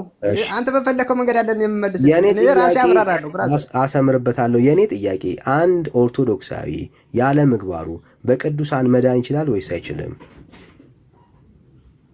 እንዴ አንተ እኮ መሰረቱን እንዴት ላስረዳህ? ቆይ እንዳስረዳህ ድል ስጠኝ እንጂ አባቴ። ይኸው እየጠበቅኩ እኮ ነው። ዝም አልኩኝ ወዳጄ፣ እያወራሁ አይደለም። አንተ ነህ እየጠበቅኩ ነው ያለሁት እንድትመልስልኝ። ኦኬ እሺ ጥሩ። ስለዚህ ምንድን ነው አንድ ኦርቶዶክሳዊ እኛ ኦርቶዶክሳዊ የመዳን ትምህርታችን ድነናል፣ የዳነው እንድናለን እንላለን። ድነናል ስንል ምን ማለት ነው?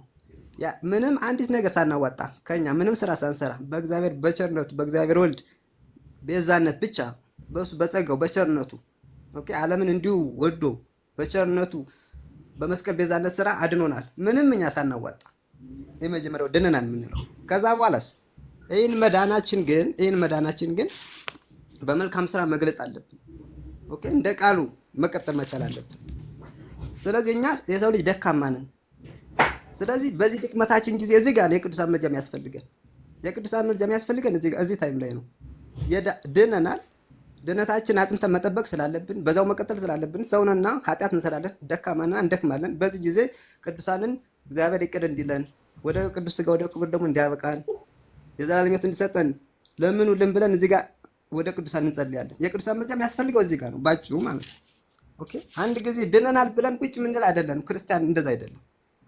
ምክንያቱም ክርስቶስ ማብነት ትቶልን ሄደው መከራ እንዳለብን በዚህ ዓለም ትመልስልኛለህ። እድል ሰጠው ሰው እንደው ሰዓት ስላልሰጠኝ ነው ብለህ ምክንያት እንዳትፈጠር ነው እድል የሰጠው። አሁን የጠየቅኩን ጥያቄ ትመልስልኛለህ እባክህ? አታዳምጥም እንደ ወንድሜ? በጣም ረጅም ሰዓት ሰጠው። አሁን እባክህን የጠየቅኩን ጥያቄ ትመልስልኛለህ? ምንድነው ጥያቄ? መለስኩልኝ እኮ ወንድሜ። እሺ መለስኩት እያለ ነው ያለው። ስሙት። አንድ ኦርቶዶክሳዊ ያለ ምግባሩ በቅዱሳኑ ምልጃ ይድናል ወይስ አይድንም? ያለ ምግባሩ ማለት ምን ማለት ነው? ይሄንን ጥያቄ ስለ ኢየሱስ ጠይቀው ግራ አልተጋባም። ኦፍ ኮርስ አይድንም ነው ያለኝ። ኦኬ አሁን ደግሞ ስለ ቅዱሳኑ ስለ ቅዱሳኑ አትደረብ ብራዘር፣ አትደረብ። እየተንጫጫ አታወራም። ሰጥ ብዬ እየሰማሁ ነው ያለሁት። በስርዓት አውራ። ኦኬ አሁንም ያንኑ ጥያቄ ስለ ቅዱሳን ነው የጠየቅኩት። አንድ ኦርቶዶክሳዊ ያለ ምግባሩ በቅዱሳን በኩል ይድናል ወይስ አይድንም?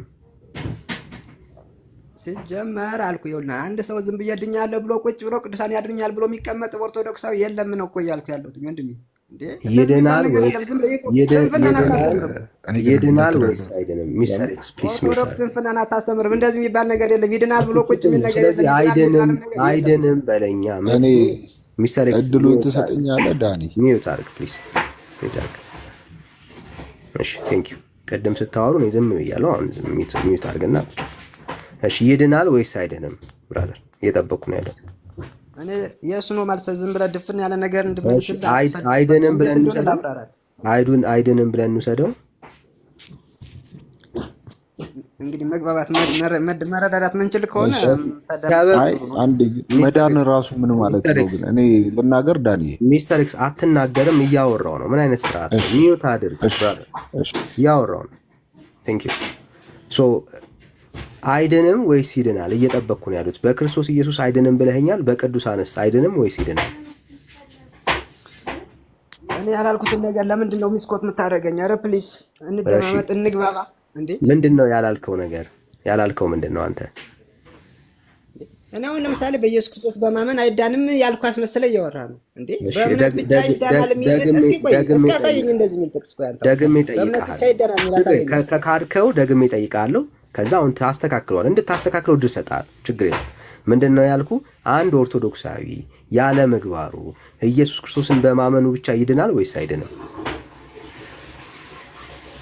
በማመን ብቻ ትድናለህ የሚል የለም። የነገርኩህ እኮ ነው። ስለዚህ አይድንም ብለን እንውሰደው። በእምነት ብቻ ትድናለህ የሚል የለም። አይድንም እያልኩ ስለዚህ አይድንም ብለን እንውሰደው ወይ? አዎ እያልኩህ እኮ ነው ወንድሜ። ስለዚህ አዎ ብሏል። የአቋም ለውጥ የለውም። እሺ ራሱን ጥያቄን የጠየቅኩት አሁን ኢየሱስን አወጣና ቅዱሳንን ነው የምጠይቀው። አንድ ኦርቶዶክሳዊ በቅዱሳን ኢየሱስ ለምን ታወጣለህ? ስማ ነገር ኢየሱስ ለምን ታወጣለህ? ያለ ኢየሱስ እኮ ቅዱሳን ምንም እኮ ናቸው። ለምንድን ነው ግንጥልጥል የምታደርገው? እኛ እንገነጣለን እንዳንተ። እባክህን ሰበብ እንድትፈጥር ስለማልፈልግ ነው ወዳጄ። አንድ ኦርቶዶክሳዊ በቅዱሳን አማላጅነት ያለ ምግባሩ መንግስተ ሰማያት ይገባል ወይስ አይገባም?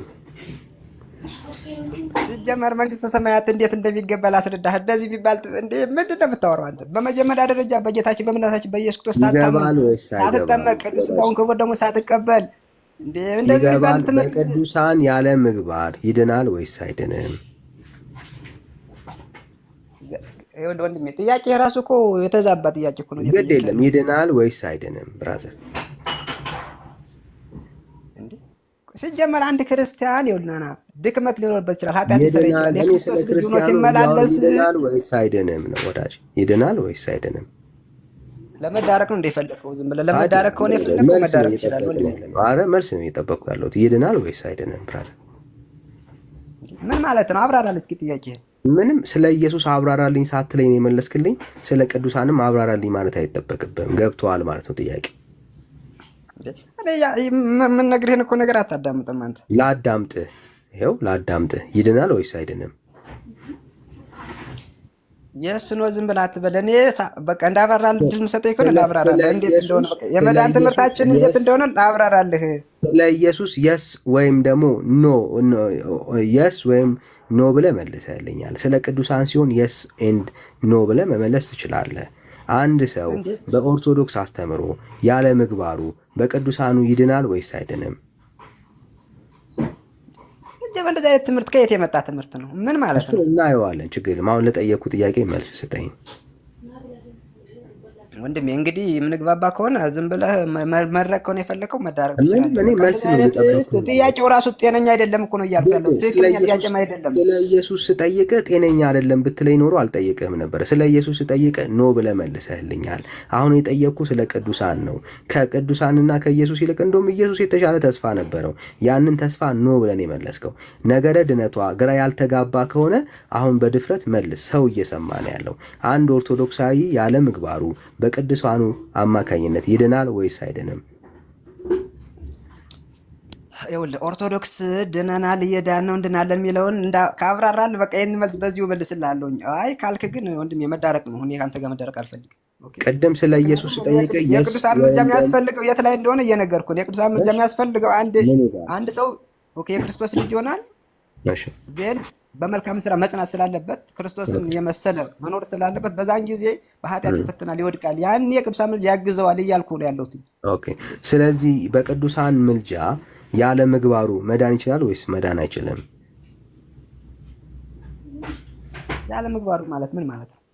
ሲጀመር አንድ ሰው ምግባር የምትለው ምን ነው? አንተ ስለ ኢየሱስ ጠይቅ ግራ ገብቶ ነበር፣ አልገባም። ልክ እንደ ኢየሱስ ላይ ያለውን ነው። አሁንም የተለየ ነገር አልጠየቅኩም። እንግዲህ ይኸውልህ ወንድሜ ዝም ብሎ መዳረቅ እየሆነብን ነው ሳስበው ማለት ነው። ለዚህ ነው እንዴ ህዝቡ መምህራን ምናምን አይደለም የመምህር አትደረብ ብራዘር፣ መምህራንን የምትሉት ምን ያህል ከአንደበት ባለፈ ቤተክርስቲያኒቷን በነገረ ድነት ላይ ግራ የተጋባ ሀሳብ እንዳለው። እኔ መምህር አይደለሁም ወንድሜ፣ በመጀመሪያ መምህር አይደለሁም። ከዛ ሲቀጥል ግን አሁን እንዳብራራ እድል ስጠኝ። እንድንግባባ ከፈለግ ኦርቶዶክሳዊ መዳን ትምህርት እንዴት እንደሆነ ላስረዳ። በቃ እንዲያብራራ እድል ልሰጠው ነው። እድል የምሰጠው ስሙ መጨረሻ ላይ አብራርቶ በቅዱሳን በኩል ያለ ምግባር ድነት ይገኛል ወይስ አይገኝም የሚለውን ነገር ሊመልስልን ነው የሚያብራራው። ይኸው ምንም አላቋርጥም። አሁን ከ5 ነው ከ7 2 ደቂቃ ሙሉ ሰጣለሁ። ቀጥል። 2 ደቂቃ ሙሉ አላወራ። ማንም የሚያወራ የሚረብሽ የለም። መጨረሻ ላይ ግን መልሱን እንጠብቃለን። ቀጥል። እሺ ጥሩ። ጌታችን መድኃኒታችን ኢየሱስ ክርስቶስ እኛ ኦርቶዶክሳውያን ድነናል እንላለን። በሶስት አይነት መንገድ አንድ ነው፣ ግን በሶስት የሚገለጽ ማለት ነው። ድነት በቅጽበት አይደለም ብለን ስለምናምን እኛ ኦርቶዶክሳውያን ድነናል፣ የዳነው እንድናለን ብለን እናምናለን። ድነናል ስንል ምንድነው? ጸጋው በእምነት አድኗቸዋልና ይህም የእግዚአብሔር ስጦታ ነው እንጂ ከእናንተ አይደለም፣ ማንም እንዳይመካካ ስራ አይደለም በሚለው እኛ ምንም ሳናዋጣ ምንም ነገር ከኛ ኮንትሪቢዩሽን ሳይኖር ክርስቶስ በጸጋው ራሱ ያዳንን በመስቀል ቤዛነት ስራ ከአዳም የመርገም ኃጢአት ነፃ አድርጎናል ብለን እናምናለን። ኦኬ። ከራሱ ድነናል ምንለው ምንም አይነት ስራ ሳንሰራ ከኛ እግዚአብሔር እየዳን ነው ምንለው ደግሞ አንድ ሰው በክርስቶስ በጌታችን መድኃኒታችን በኢየሱስ ክርስቶስ አምኖ ከክርስቶስ ጋር አንድ እንዲሆን ክርስቶስ ጸጋው በሱ ጋር እንዲያርፍ እግዚአብሔር ማደር የእግዚአብሔር ልጅ እንዲሆን ይጠመቃል። ኦኬ። አመነ የተጠመቀ ይድናል እንዲል። ኦኬ። ጊዜን ስጋዬን የበላ ደሜን የጠጣ የዘላለም ሕይወት አለው፣ ስጋዬን ካልበላ ደሜን ካልጠጣ የዘላለም ሕይወት የለውም ይላል። ስለዚህ ቅዱስ ስጋውን ክብር ደግሞ ትቀበላለህ፣ የእግዚአብሔር ልጅ ትሆናለህ። ያን አንተ ድነሃል ትባላለህ፣ ከኃጢአት ፍጹም ንጹህ ትሆናለህ። ከዛ በኋላ ግን አንዴ ድኛለሁ ብለህ ዝም ብለህ የምትቀመጥበት እንትን አይደለም። እየዳን ነው እንዳለን። ምክንያቱም ክርስትና የምትኖረው ህይወት ነው። አንዴ ድኛለሁ ብለህ የምትቀመጠው አይነት ህይወት አይደለም። ኦኬ። ይህንንም ገላትያ 5:1 ላይ በነፃነት ልንኖር ክርስቶስ ነፃ ወጥቶናል፣ ከእንግዲህ ጸንታችሁ ቁሙ፣ እንደገና በባርነት ቀንበር አትያዙ ይለናል። አየህ፣ በባርነት ድጋሜ መያዝ አለ ማለት ነው። ለምን? በኃጢአት እንደገና በኃጢአት አሁን ስትወድቅ ልትወድቅ ስለምትችል ኃጢአት ስለምትሰራ ሰው ነን። ኦኬ። ስለዚህ ማንም በክርስቶስ ቢሆን አዲስ ፍጥረት ነው፣ አሮጌው ነገር አልፏል፣ እነሆ ሁሉም ነገር አዲስ ሆኗል ይላል። ኦኬ። በክርስቶስ ልጅነት ታገኛለህ፣ ድነሃል። ከዛ በኋላ ግን በመልካም ስራ መጽናት መቻል አለብህ። ፊልጶስ 2:12 ላይ ስለዚህ ወዳጆች ሁልጊዜ እንደታዘዛችሁ በእናንተ ዘንድ በመኖር ብቻ ሳይሆን ይልቁንም አሁን ስርቅ በፍርሃትና በመንቀጥቀጥ የራሳችሁን መዳን ፈጽሙ እንዳለን ቅዱስ ጳውሎስ የራሳችን መዳን መፈጸም አለብን። በመልካም ስራ መጽናት መቻል አለብን። ኦኬ። ዝሙተኛ ሁኜ የተለያየ ስካር፣ ዝሙተኛ፣ በጣም ሀሜተኛ፣ በቃ እንደዚህ የመሳሰለው ነገር ሁሉ እየሰራሁኝ እድናለሁ ብዬ የምቀመጥ ሰው አይደለሁም። ኦኬ። እንደዚህ አይነት ነገር የሚያደርጉት የእግዚአብሔር መንግስት አይወርሱም ስለሚል ገላትያ 5:1 ላይ። እሺ። አንድ ደቂቃ ተጨማሪ ሰጠውክ። ከ2 ደቂቃ 1 ደቂቃ ከ17 ነበር፣ ይኸው ከ18 ላይ ዝም አልኩኝ። መልስ አለ የለም? አንዴ ብራዘር መልስ አሁን ልመልስልህ ነው። ቅድም የጠየቅ ጥያቄ እዚህ ጋር ልመልስ። ኦኬ። አሁን ሊመልስልን ነው። ስሙት። ማብራራት አልፈልግም። አብራርተሃል 3 ደቂቃ ሙሉ። በቅዱሳን ያለ ምግባር አንድ ኦርቶዶክሳዊ ይድናል ወይስ አይድንም? ስለዚህ ታይም ላይ እኛ ይድናል ወይስ አይድንም? አሁን የማብራሪያ ሰዓት ላይ አይደለም። ይድናል ወይስ አይድንም? ደህናውን ወንድሜ መድረክ ነው ዝም ብሎ ካንተ አይዞ። ከፉከራ ባለፈ ቤተክርስቲያን ግራ የተጋባ ነገረ ድነት እንዳላት ስለምታመን ነው። 3 ደቂቃ አይደለም 10 ሰዓት ብሰጥ መልስ የለህም። ዝም ብለህ አንተ እኮ ይኸውልህ ግራ የገባው ስለ ኢየሱስ ሲሆን ዝም ብለህ ግራ የገባው ማይባል ነገር ማይባል ነገር ካለ መልስልን ብራዘር። ይኸው ካለ መልስልኝ። ይድናል ወይስ አይድንም? ያለ ቅዱሳን ምናምን እንዴ ይድናል ወይስ አይድንም ብራዘር? ይድናል ወይስ ሌላው ያልፈልግ ይድናል ወይስ አይደለም? አይደለም በቅዱሳን ክርስቶስን አምኛለሁ ብለህ በመልካም ስራ ካልጸና አትድንም አባቴ። ይድናል። ስለ ቅዱሳን ነው የጠየቅኩ ያለሁት። አንድ ሰው ያለ ምግባሩ በቅዱሳን አማካኝነት ይድናል ወይስ አይድንም? የመጨረሻ እድል ነው የምሰጥ። በክርስቶስ አምኛለሁ ብለህ ይብን ራስ በመልካም ስራ ካልጸናህ አትድንም። ስለ ቅዱሳን ነው የጠየቅኩ። እኔ ስለ ቅዱሳን ነው የጠየቅኩ። አትደበቅ። ስለ ቅዱሳን ነው የጠየቅኩ። ስለ ኢየሱስ ነገርከን። ስለ ቅዱሳን ግን እየጠየቅኩ ነው ያለሁት። አንድ ኦርቶዶክሳዊ በቅዱሳን ምልጃ ያለ ምግባሩ ይድናል ወይስ አይድንም? እንዲህ በጣም ታስቃለህ። ወደ ለመናገር አይዞህ ብራዘር፣ አይዞህ የምታፍርበት እምነት ላይ እንዳለ እንዲህ ካሳየን በቂ ነው። አየህ፣ ኢየሱስ ላይ የድፍረት ቃል ታወጣለህ። ኢየሱስ ላይ ሲሆን ለአብራራው አላልከኝም። ኢየሱስ ላይ ሲሆን ኢሚዲየትሊ ኦፍ ኮርስ አልክ። ቀጠልክና ስለ ኢየሱስ ስትጠየቅ አይድንም አልከን ቃል በቃል። አብራራው አላልከኝ፣ ጊዜ ስጠኝ አላልከኝም። ስለ ቅዱሳን 10 ሰዓት ሙሉ ብሰጥህ ዞረ መጨረሻ ላይ ልትመልሰው ግን የማትችለውን ነገር ወሬ ነው የምታወራው። እና አይዞ ይህንን ያደረግኩት ለምንድን ነው? እሱ ጊዜ ስለማሰጧቸው ነው ብለው ሰበብ እንዳይፈጥሩ ለማሳየት ያክል ነው ወዳጅ፣ እንጂ የምታወራውን ነገር እናውቀዋለን። ሌላ ኦርቶዶክሳዊ ካለ እንቀበላለን። እሺ ቢቢ ሰላም ነው?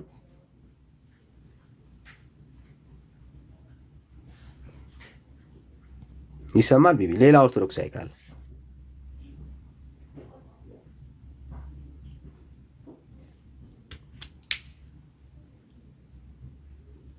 ሌላ ኦርቶዶክሳዊ ካለ አንድ ቁጥር ጻፉልኝ። ሌላ ኦርቶዶክሳዊ ካለ ሌላ ኦርቶዶክሳዊ ካለ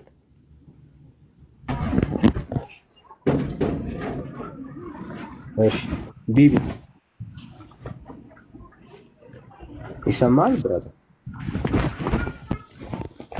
እሺ እየሰማህ ሳይሆን እሺ ከየት ቤተ እምነት ነው ጋር?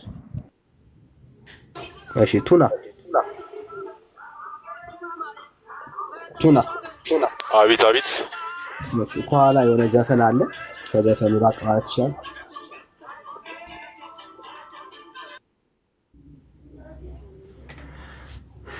እሺ ሌላ ኦርቶዶክሳዊ ዳኒ፣ እኔ ማውራት እችላለሁ ግን? እሺ አሁን ማውራት ይችላል። ምን መሰለህ እንደተረዳሁት ከሆነ እኔ በኦርቶዶክስ ቤተክርስቲያን ያው እዛው ስለሆንኩኝ ኦርቶዶክስ ዝም በሉ ያላችሁ ይሰማል። ቴክኖ ግን ይረብሻል ይሰማል። አሁን ይሄ ስለ ቅዱሳን የሚባለው ነገር አያድኑም። ምን በቃ እኔ አሁን የማምንበት ነገር ግን እንድትድን የሚያድነው የኢየሱስ ክርስቶስ ስጋና ደም ነው፣ አሁንም ትኩስ ስለሆነ ስለዚህ ይሄ ሚስጥረ ቁርባን ይባላል። ወደዚህ ሚስጥረ ቁርባን እንድትቀርብ ከዓለማዊነት እንድትርቅ እኔ ልክ ለአንተ እንደምጸልይልህ አንተ ለእኔ ልክ እንደምትጸልይልኝ ጌታ ሆይ ይህንን ሰው አበርተው ወደ መንፈሳዊ ሕይወት ወደ ስጋ ወደሙ አቅርበው ይሉልሃል እንጂ አንተ ከዛ በኋላ ወደ ስጋ ወደሙ ቀርበህ የክርስቶስን ስጋና ደም ስትመገብ ነው ስትወስድ ነው መዳን የሚቻለው። ሲጀመር በቅዱሳን ማንም መዳን አይችልም። እነሱ ግን ለመዳን ሊያግዙ ይችላሉ። እንደ ኦርቶዶክስ አስተምሮ ምንድነው ወደ ስጋው ደሙ ያልከው ትምህርት ራሱ ሚስተር ኤክስ እሱ ራሱ ስህተት ነው። መጽሐፍ ቅዱስ አሁን ኤፍሬም ሚውት ታደርጋለህ ብራዘር? ቴንክ ዩ። አሁን ያልከው ራሱ ትክክል አይደለም። መጽሐፍ ቅዱስ ውስጥ የሌለ ትምህርት ነው ያወራው። ለምሳሌ ዳኒ፣ አሁን እኔ ለአንተ በቅን ልቦና ይሄ የመንፈሳዊ ህብረቱ ስላለ አንድነቱ ስላለ ጌታ ሆይ ወንጌል እንዲበራለት አንተ መሰቀልህን እንዲያይ እንደ የዘላለም ህይወት እንደሰጠው እንዲያውቅ ብዬ ብጸልይልህ በቃ አንተን ወደ ጌታ አይኖችህን ወደ ጌታ እንድታነሳ ብጸልይልህ፣ በሌላ አነጋገር ማማለድ የሚለውን ቃሉን እንተውና እኔ ስለአንተ ብጸልይልህ ወይ አንተ ስለኔ ብትጸልይልኝ ይሄ ኖርማል ነው። ይሄ እንደውም አንዱ ስለ አንዱ መጸለዩ በመካከላችን ያለውን ቦንድ እንደውም የበለጠ ያጠብቋል። እርስ በርሳችሁ ተመካከሩ፣ ወንድሞች በጋራ ቢቀመጡ መልካም ነው፣ ተረዳዱ ስለሚል መጽሐፍ ቅዱስ ምንድነው እኔ በጸሎት ያግዛለሁ፣ አንተም ታግዘኛለህ። የክርስቲያኖች ህብረት ደግሞ አይቋረጥም። ከዛ ግን የሚያድን ማን ነው? ጸልይልኝ ስል ነው። አሁን እንደሱ የምታወራኝ ጸልይልህ ስል ነው። ኦኬ መጽሐፍ ቅዱስ አንድም ቦታ ላይ ማርያም ስለኛ እንደምትጸልይ በዚህ ሰዓት ላይ የሚናገር የመጽሐፍ ቅዱስ ትምህርት የለም። መጽሐፍ ቅዱስ ትምህርት ከሌለ ዶክትሪን አንመሰርትም ማለት ነው። ኦኬ ኦርቶዶክስ ትልቅ ሚስ የምታደርገው ፖይንት ይሄ ነው። ኦኬ ቅዱሳን አሁን ጳውሎስ ምናምን በዚህ ሰዓት ላይ ስለኛ ይጸልያሉ ይማልዳሉ የሚል የመጽሐፍ ቅዱስ ትምህርት የለም። መጽሐፍ ቅዱስ ላይ አልተጻፈም። ባልተጻፈ ነገር ላይ ዶክትሪን አይመሰረትም። አሁን በነገራችን ላይ አንዳንድ ባይብል ላይ ያሉ ነገሮች ለምሳሌ አንድ ሰው ስለ አንዱ ይጸልይለት የሚል ዳይሬክት ላታገኝ ትችላለህ፣ ግን ሲጸልይ ፕራክቲካሊ ታገኘዋለህ። ለምሳሌ አሁን ጳውሎስ ራሱ የሚያስተምራቸውን ሰዎች ምን አላቸው? ወንጌልን እንደሚገባ እናገር ዘንድ ገልጠው ዘንድ ጸልዩልኝ ነው ያላቸው። ይሄ በቃ መረዳዳቱ ጸልዩልኝ አላቸው አለ ካለ ያለውን ነገር እንቀበላለን። አንተ ደግሞ ድካም ላይ መሆንን አይቼ ዳኒ አንተ ድካም ላይ መሆንን አይቼ የግዴታ ዳኒ ድካም ላይ ሆነ እኮ እኔን መተህ ጸልይልኝ ማለት አይጠበቅብህም።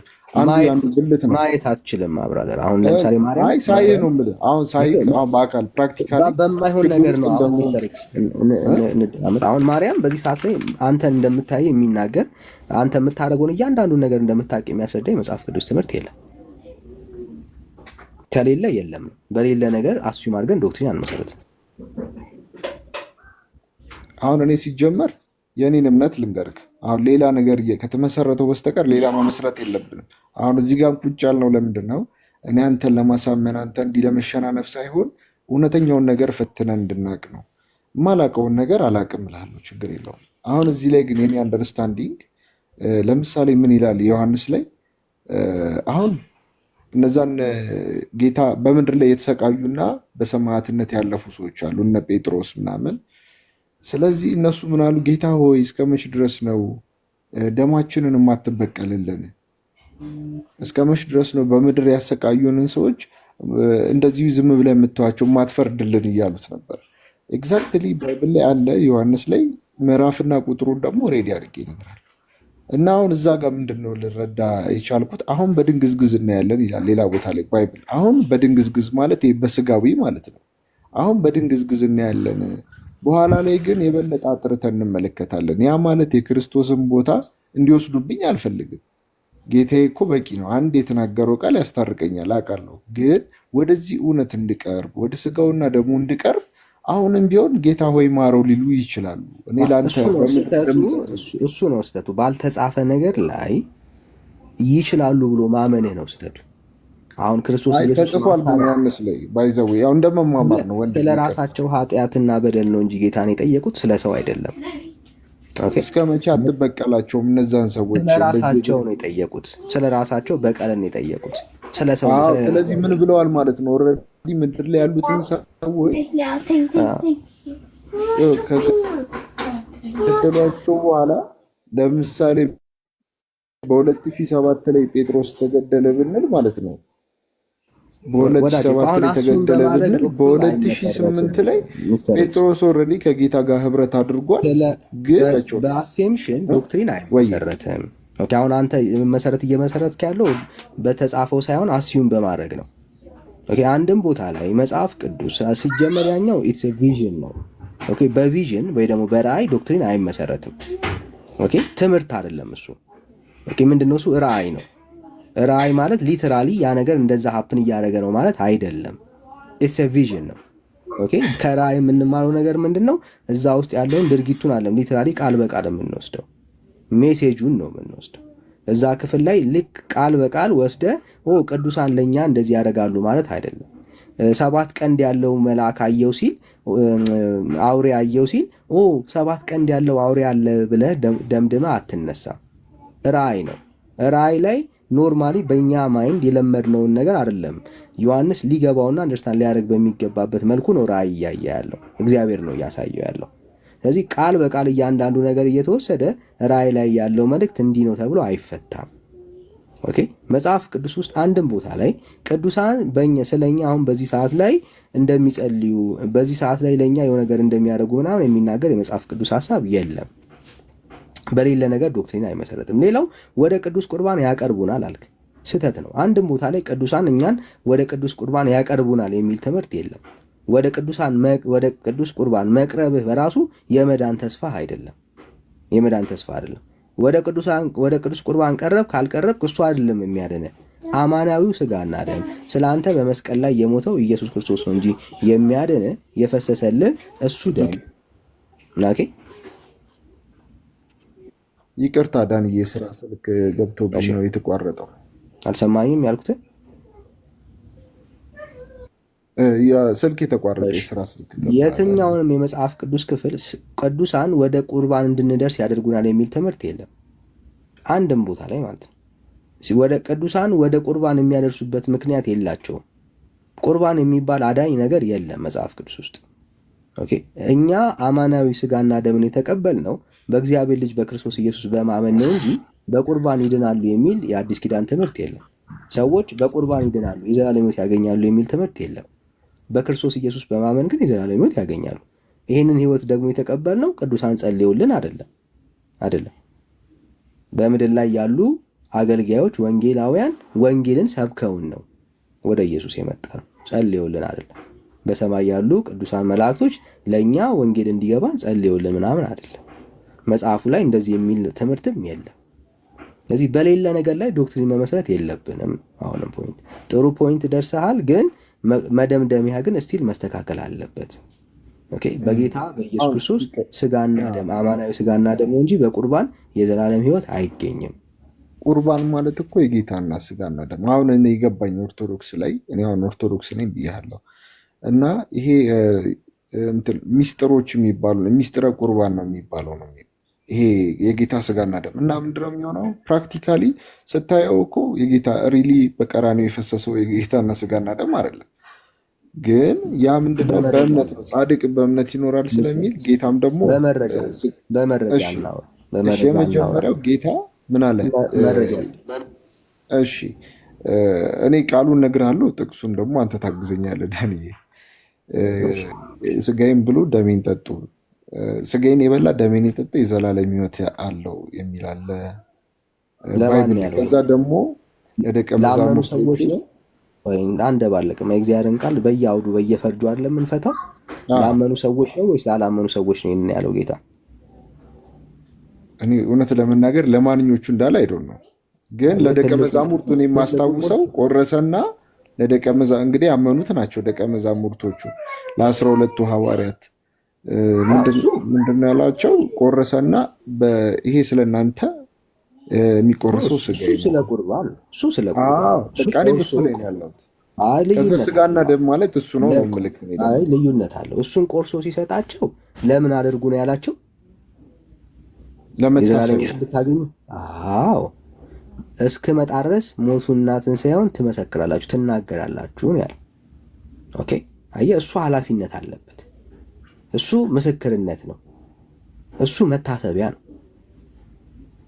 ኦኬ የክርስቶስ ኢየሱስ አማናዊ ስጋና ደም የዘላለም ሕይወት ደግሞ እንድታገኙ ብሉ ያለው በሱ ላላመኑ ሰዎች ነው። አየህ፣ ብሉ ተብሎ የሚነገረው አማናዊው ነው፣ መታሰቢያው ያልሆነው በቀራኔው ላይ የፈሰሰው እሱ ደግሞ እንዴት ነው የሚገኘው? በእምነት ነው የሚገኘው። ለመታሰቢያ የምታውለው ደግሞ በክርስቶስ ኢየሱስ የተደረገልን ሞትና ትንሣኤውን ደግሞ የምትመሰክረው እሱን በአፍህ ነው የምትበላው። ሁለቱ ልዩነቶች አላቸው። አማናዊው በልብ የሚታመን ኦኬ፣ ያኛው ቁርባን ቆርሶ የሰጣቸውን እኛ ደግሞ እሱ የምናደርገው ለመታሰቢያ ነው የምናደርገው። ሁለቱን ለያቸው። ሁለቱን ደባልቆ ማውራት ከእግዚአብሔር ሐሳብ መራቅን ያሳያል። ስለዚህ አንተ ቆርሰ በበላህ ጊዜ አይደለም የዘላለም ሕይወትን የምታገኘው፣ ባመንክ ሞመንት ነው የእግዚአብሔርን የዘላለም ሕይወትን የምታገኘው። መጽሐፉ የሚናገረው እሱን ነው። ወላጅ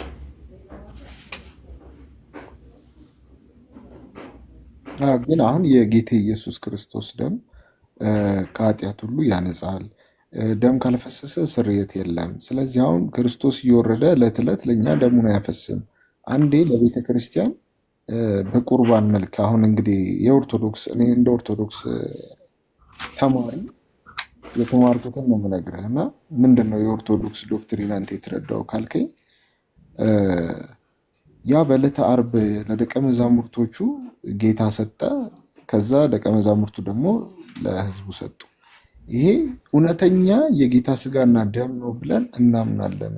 በእምነት አሁን ስለ እምነት አይደል የምናወራው? ያለ መረጃ ነው የምታምኑት። ችግሩ ያለ መረጃ ነው ሚስተር ኤክስ። እሱ እኮ ነው አሁን እኔ ኦርቶዶክስ ስላስተማሪች ትክክል ናት ብለህ የምታምን ከሆነ አሁንም ከስህተቷ ገና አልዳንክም። ይህንንም ስህተትን አስተካክል ብዬ ቻሌንጅ እያደረኩ ነው ያለሁት። ኦኬ ለደቀ መዝሙር የተሰጠው የዘላለም ህይወት እንዲያገኙ አይደለም። ኦልሬዲ እነኚህ ሰዎች የዘላለም ህይወትን አግኝተዋል። ሁለት የዘላለም ህይወትን አታገኝም።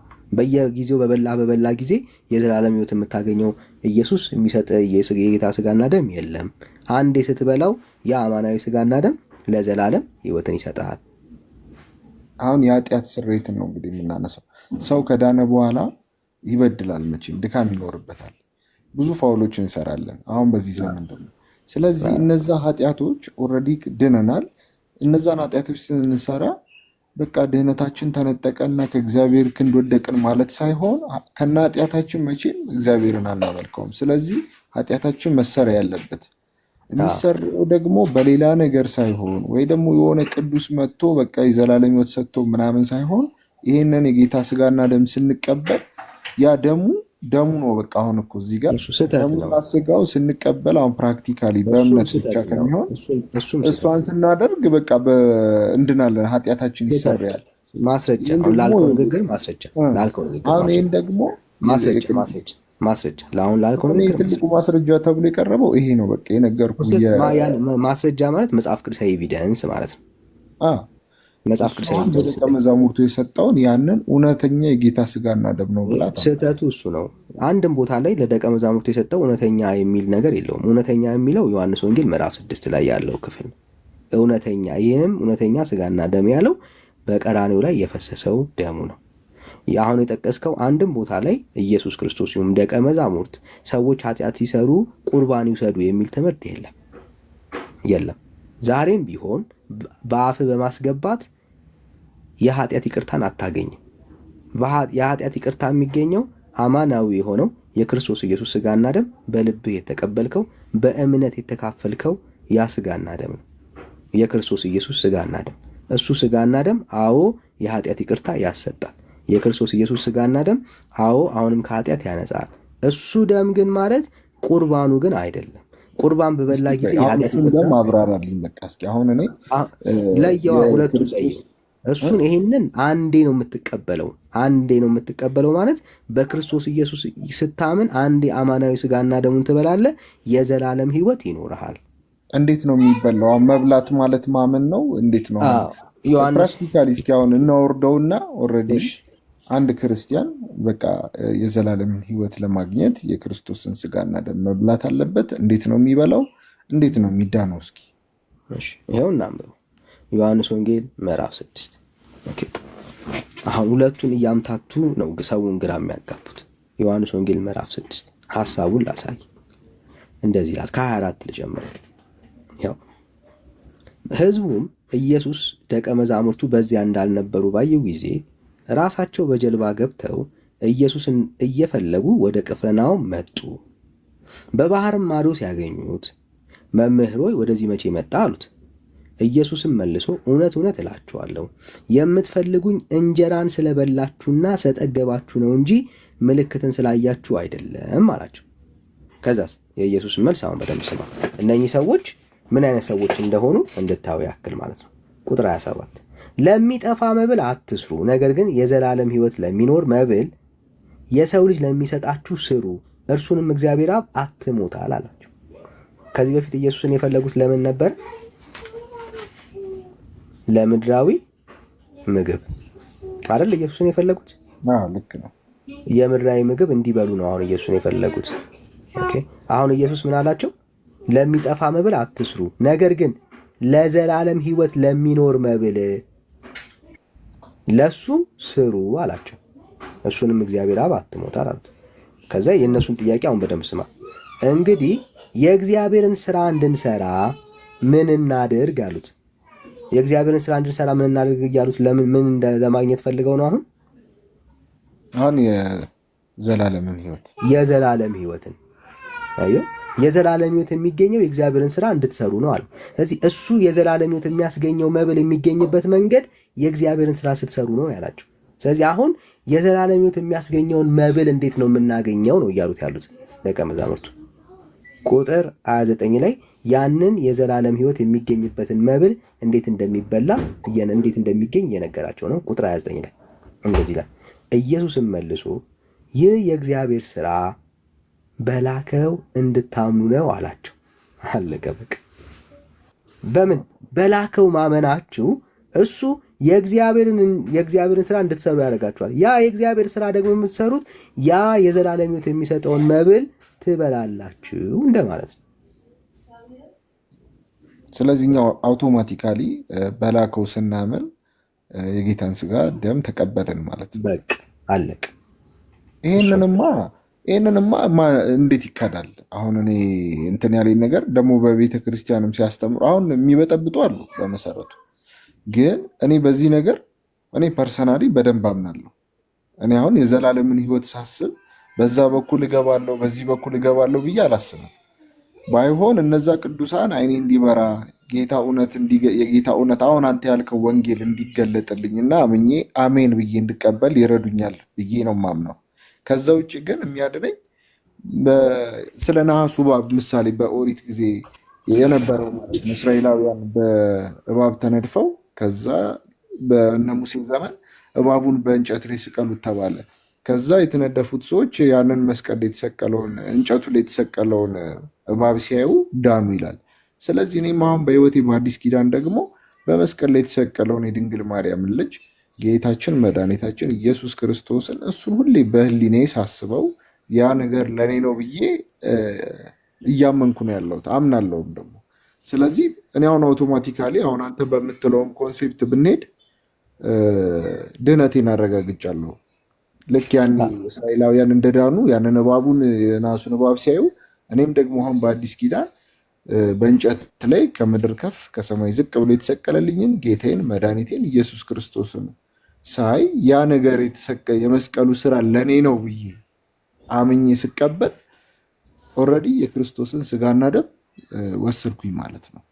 አዎ። ስለዚህ አሁን ቁርባንና ይህንን ለየው። ቁርባኑ ስለምንድን ነው የሰጣቸው? የዘላለም ሕይወት እንዲያገኙ አይደለም። ፖይንቱ እሱ ነው። ስለዚህ ሰዎች ቁርባን የሚባለውን ኮንሰፕት ሲያገኙ አይደለም የዘላለም ሕይወት የሚያገኙት ማለት ነው። ኦኬ። ቁርባን ለዘላለም ሕይወት ማግኛ መንገድ ሳይሆን ያገኘኸውን ነገር የምትመሰክርበት ሕይወት ነው። እሱ መገለጫው ነው።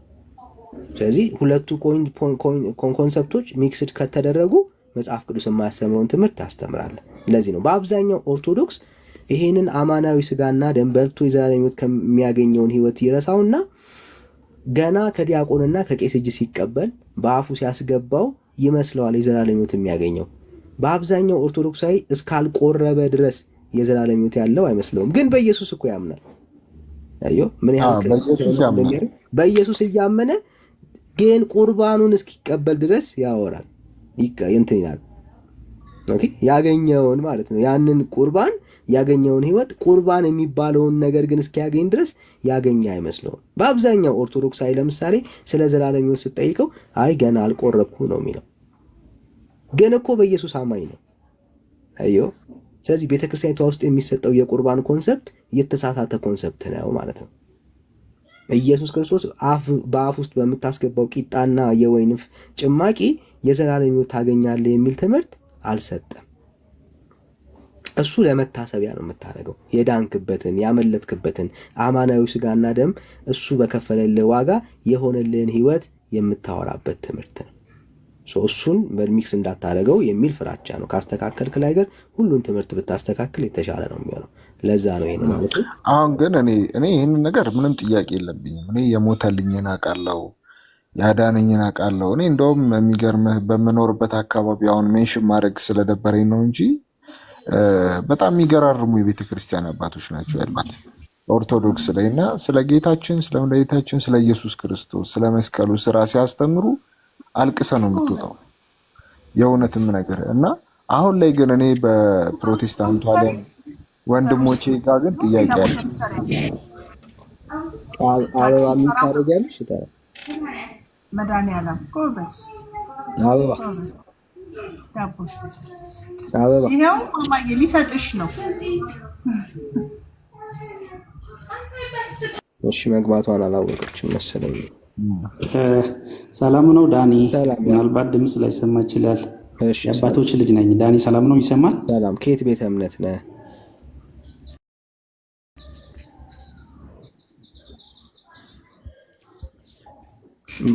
ከኦርቶዶክስ ቤተ እምነት ነውና ውይይታችሁን እየሰማው ነበርና ከኦርቶዶክስ ነው። እሺ እንኳን ደህና መጣ። ኦኬ። አይ ውይይታችሁን እየሰማው ነበረ። ሚስተር ክስም ጋር ዲስኬስ እያደረጋችሁ ነው። ጥሩ ነው። እና አንድ ያልገባኝ ነገር አለ ትንሽ። አይሰማም ነው እንዴ ዳኒ? እኛ ራሱ ጥያቄ ፈጥሮብናል ብራዘር። ስለ ኦርቶዶክስ ጥያቄ ፈጥሮብን እያነሳን ነው። እሱን እየተወያየን ያለ ነው ወዳጅ። ኦኬ። አንተም ግራ ይገባል። ሊቀጥል እኮ ምን ትጠይቅ? እኛንና አሁን ግራ የገባን ጥያቄ አንስተን እየተወያየን። አይ እናንተ አሁን ሲታወሩ የሰማሁት ነገር ነውና ግድ የለም እሱን ትደርስበታለህ። ስለ ኦርቶዶክስ ለእኔ ግራ የገባኝ ሳይሆን ለእኔ ግራ የገባኝ ነገር ሳይሆን እናንተ አሁን ዲስኬት ስታደርጉ አሁን የሰማሁት ያው ከአንተ የሰማሁት ነገር ነውና አሁን ጉዳዩ ዲስኬሽናችሁ ጥሩ ነው። አይ ቲንክ ዘግይቶ ነው የሚደርስ መሰለኝ። እስኪ አንድ ቁጥር በል እስኪ ብራዘር። ይሰማል? ያንተ እኮ በጣም ይሰማል። የኔ ምናልባት ቆይቶ ከደረሰ አላውቅም እንጂ ያንተ ይሰማል። ያ ዘግይቶ ነው የሚደርስ። በቃ ደግመህ መልስልኝ ወዳጄ፣ ደግመህ መልስልኝ። እሺ ቤኪ ጤና ይስጥልን። እሺ ሰላም ሰላም ነው። ከየት ቤተ እምነት? ከኦርቶዶክስ ቤተ እምነት ነው። እሺ እንኳን ደህና መጣ። እንኳን ደህና ቆያችን። እሺ ኦርቶዶክሳውያን በነገረ ድነት ላይ ግራ ተጋብታችኋል እያለን ያለ ነው። እሺ እኔ ደግሞ አልተጋባንም እያልኩ ነው። ማለት ነገረ ድህነት ማለት አምስቱን አዕማደ ምስጢራትን መቀበል ነው እንጂ ሌሎቹ ይባላሉ ማለት እነሱ መሰረት ሳይሆኑ አዋልድ ናቸው ማለት የመጽሐፍ ቅዱስ ልጆች ነው የሚባሉት እኮ። አሁን ታሳየናል። ችግር የለም እናወራበትና ታሳየናል። አንድ ኦርቶዶክሳዊ የሆነ ሰው ኢየሱስ ክርስቶስን በማመን ብቻ የዘላለም ሕይወት ያገኛል? በማመን ብቻ የሚል መጽሐፍ ቅዱስ ላይ የለም። በማመን ብቻ የዘላለም ሕይወት እሺ። በምግባር ብቻ ይድናል አንድ ኦርቶዶክሳዊ? ያለ ምግባር ይድናል አንድ ኦርቶዶክሳዊ? ያለ እምነትና ምግባር አንድ ላይ ሲያስኬድ ነው። እምነት ያለ ስራ መቼም የሞተ ነው እንደሚል እምነትና ምግባርን በጎ ነገርን አንድ ላይ አስተባብሮ ሲይዝ ነው። እሺ በጣም ጥሩ። መልስን ጻፉለት ከስር ፕሊስ ወገኖች። እሺ አንድ ኦርቶዶክሳዊ ያለ ምግባር በቅዱሳንስ በኩል ይድናል? በቅዱሳን ማለት አሁን የቅዱሳንን ተጋድሎ መታሰቢያ በማድረግ በቅዱሳን ምልጃ በማመን ነው እንጂ እነሱ የሚያድኑን ሆነው ሳይሆን ወደ እግዚአብሔር ጸሎት የሚያደርጉልን ጸሎታችንን የሚያቀርቡ ወደ ጌታችን ወደ ኢየሱስ ክርስቶስ ማለት ነው። ስለዚህ በቅዱሳን በእነሱ ምልጃ ያለ ምግባር ይድናል እያልከን ያለው አይደለም። የሚዳነው በኢየሱስ ክርስቶስ ስጋና ደሙን በመቀበል ነው። ሰው የሚድነው በማመን በመጠመቅና ስጋና ደሙን በመውሰድ ማለት ነው። ስጋዬን የበላ ደሜን የጠጣ የዘላለም ሕይወት አለው እንደሚል። አሁን ስለ ኢየሱስ እየጠየቅኩ አይደለሁም። በክርስቶስ ኢየሱስ ያለ ምግባር አይድንም አልከን፣ ጨረስን። አሁን የጠየቅኩ በቅዱሳንስ በኩል አንድ ኦርቶዶክሳዊ ያለ ምግባሩ ይድናል ወይስ አይድንም? መዳን አይችልም። እርግጠኛ ነህ መዳን አይችልም? መዳን አይችልም። ሳያምን በቅዱሳን አምኖ ወይ ደግሞ ቅዱሳን ያማልዱልኛል ብሎ ምግባር ሳይሰራ በጎ ነገር ሳይሰራ መዳን አይችልም። ቅዱሳን የራሳቸውን ስራ ሰርተው ነው ያለፉት። ዋናው እሱ ነው። ይመለሳል።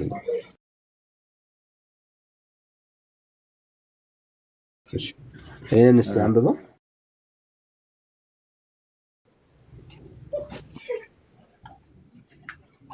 ትንሽ እየታየኝ አይደለም። ትንሽ ብርሃን የሌለበት ቦታ ስለሆነ አይታይም። ጌታ እስቲ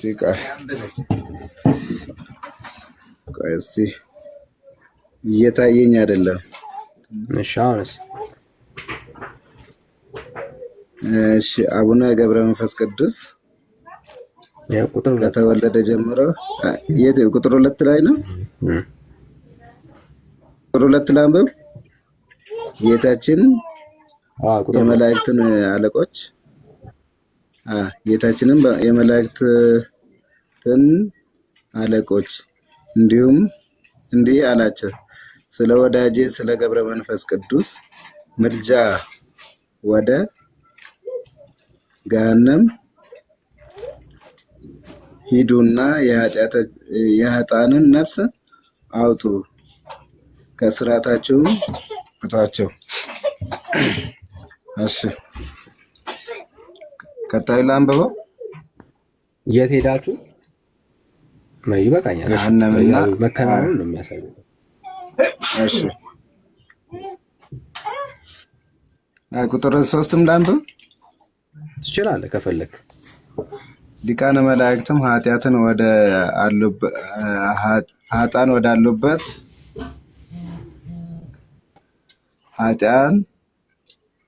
ኃጥአንን ለማሰቃየት ስልጣን ያለው የገሃነም አለቃ አብድል ማኮስ መጣ ይላል።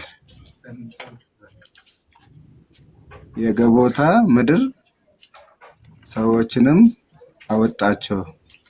ከዲን ያወጣቸው እነዚያን ሰዎች ቁጥር 3000 ነው ይላል።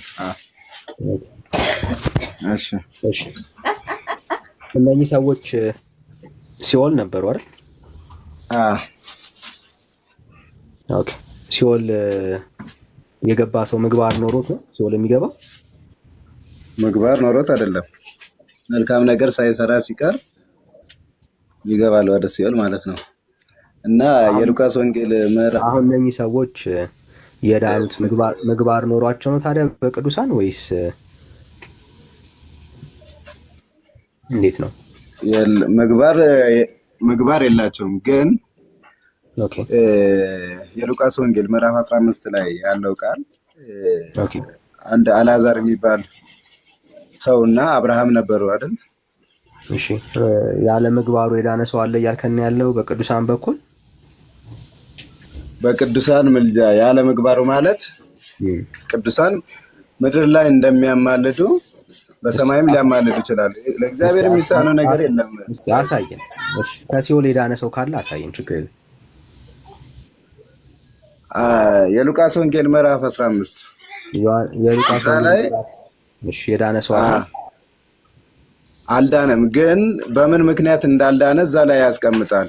መዳን እንደሚችል የዳነ ሰው ነው የጠየቅኩት አይደል? የዳነ ሰው ነው የጠየቅኩት። ምዕራፍ 15 ላይ የዳነ ሰው አለ ወይ?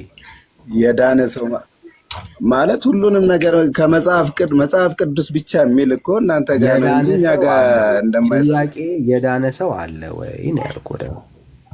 እንደሚያድኑ ይታወቃል። ለምን መሰለ? ምዕራፍ 13 የሉቃስ ወንጌልን ሰጠው እኮ ማዳን ይችል ነበር አብርሃም ሆይ የዳነ ሰው አድኗል ወይ? ብራዘር አሁን የእሱን ሀሳብ ሳይሆን አድኗል ወይ ነው ወዳጅ። አላዳነም። በምን ምክንያት እንዳላዳነው ደግሞ በጎ ምግባርም አልሰራ። ቅዱሳን ከሲኦል ያዳኑበትን ቦታ አሳየን።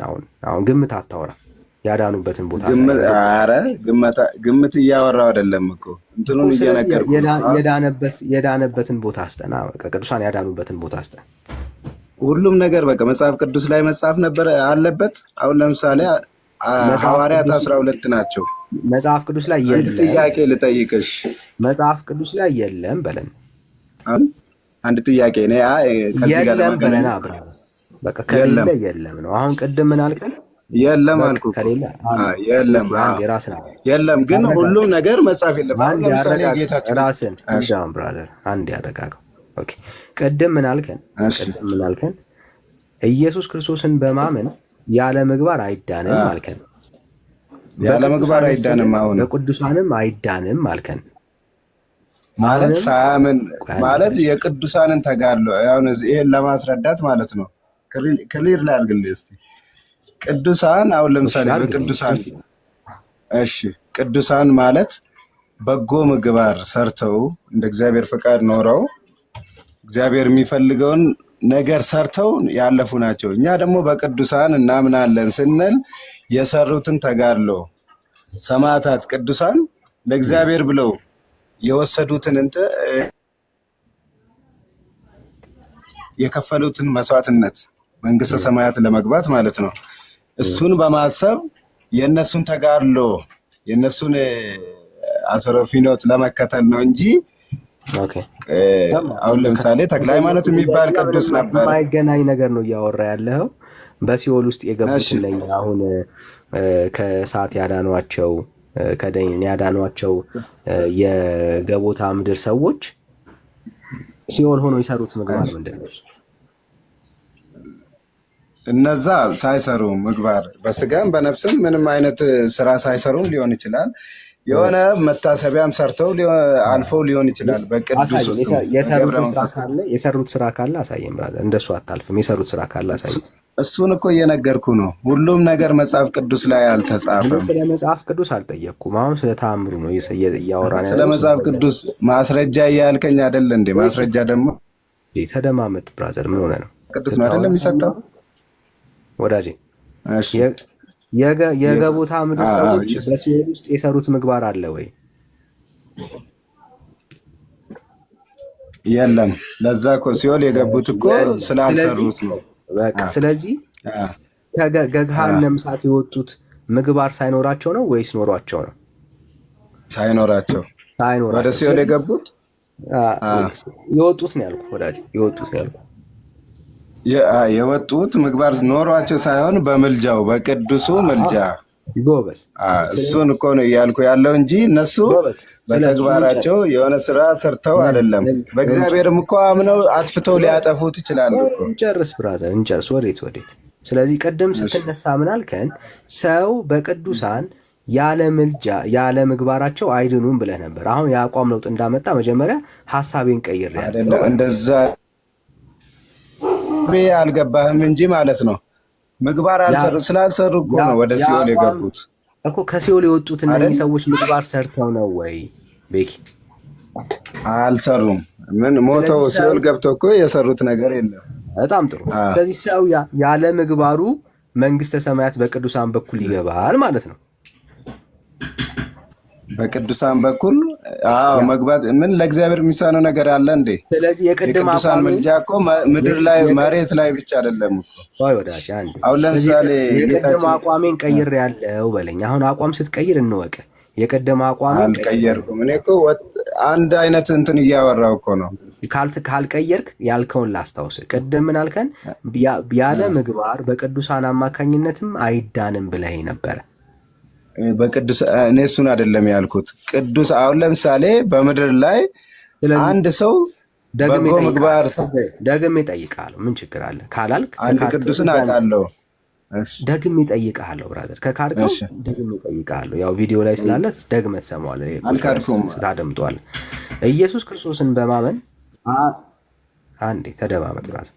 ኢየሱስ ክርስቶስን በማመን አንድ ኦርቶዶክሳዊ ያለ ምግባሩ መንግስተ ሰማያት ይገባል? አይገባም። በቅዱሳንስ በኩል ያለ ምግባሩ መንግስተ ሰማያት ይገባል? አይገባም።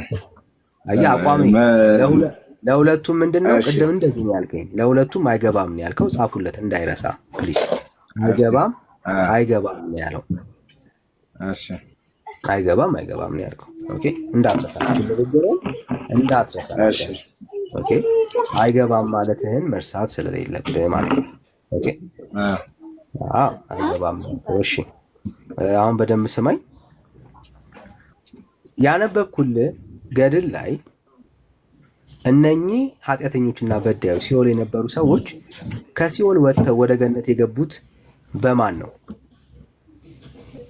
ከሲኦል በእግዚአብሔር ነው። በቅዱሳን ምልጃ በእግዚአብሔር ነው። ለመላእክት ተነግሯቸው ከሲኦል እንዲያወጧቸው በቅዱሱ ምልጃ ማለት ነው። በማን ምልጃ? በቅዱሳን ምልጃ።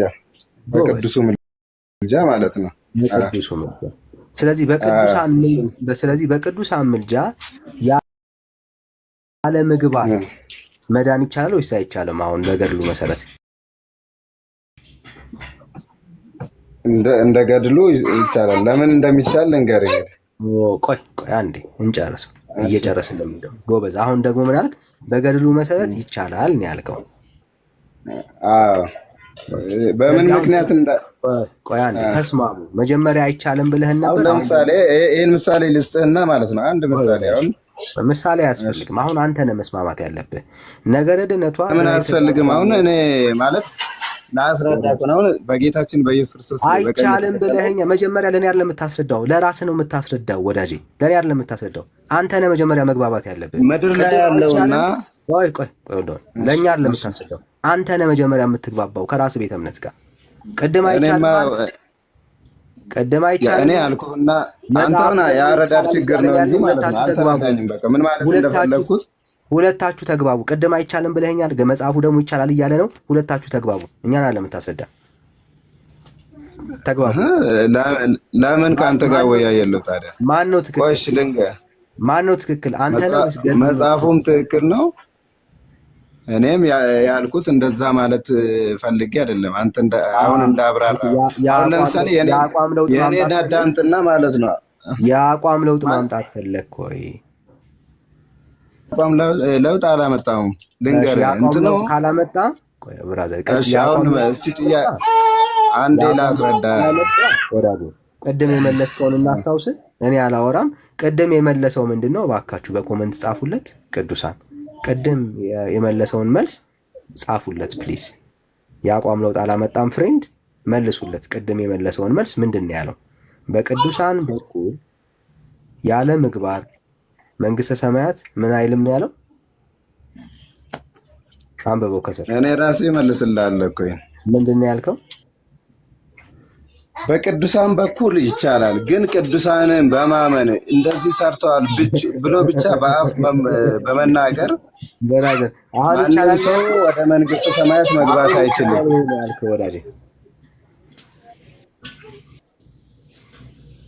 አሁን ይቻላል ማለት ጀመርክ? አዳመጥከኝም እንጂ አሁን ይቻላል ማለት በቅዱሳን ምክንያት ማለት ነው። ይቻላል ማለት እሺ ይቻላል። ቅድም ተሳስቼ ነው ይቻላል ያልኩት በለን አንዴ። አይደለም ተሳስቼ አይደለም። እኔ አሁን የነገርኩ እኔ ያልኩና አንተ የተረጎምከው ተሳስቶ አይደለም። ችግር የለም። ተሳስቶ አይደለም። ያው እንያዘው ችግር የለም። ተሳስቶ አይደለም። ይቻላል ብሎ ለማለት ፈልጎ ነው አይቻልም ያለው። ሁለቴ አይቻልም ያለው ይህንን ጥቅስ እንደማላሳየው ስላሰበ ነው። እሺ አሁን ማለት እኮ ከሲኦል መውጣት አይደለም እኮ አሁን ስለ ነገረ ድህነት ነው አይደለ? አሁን ስለ ነገረ ድህነት ነው እያወራን ነው። መዳን ስለ ዘላለም ሕይወት ነው እያወራን ነው። አይዞህ ብራዘር።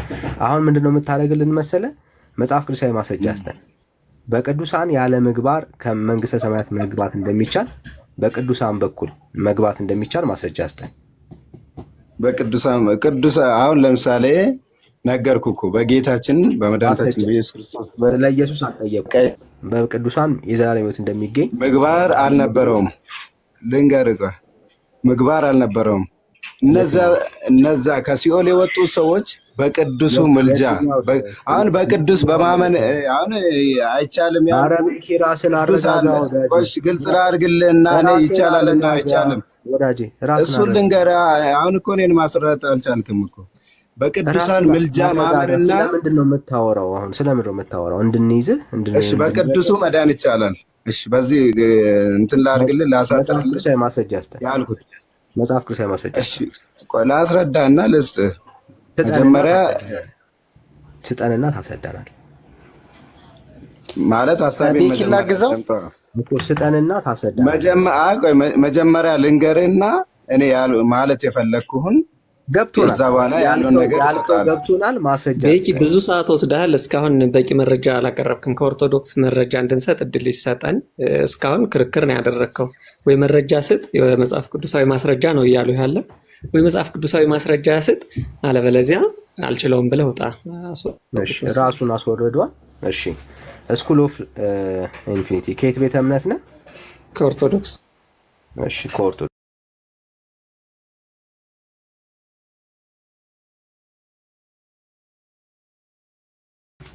ቴንክ ዩ። በዳግሻይ አለ አንድ 10 ደቂቃ ምሳ በበላ ደስ ይለኛል። ዳግሻይ ዳጊያችን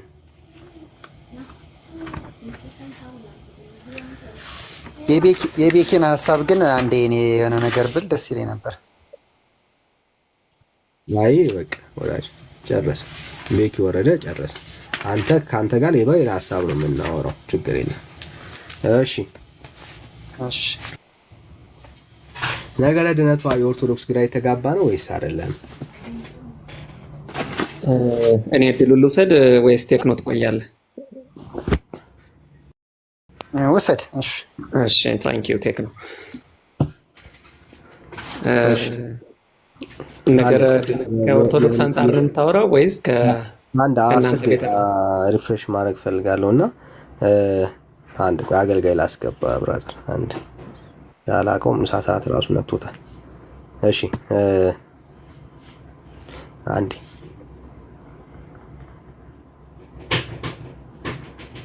እሺ እንቀጥል። እሺ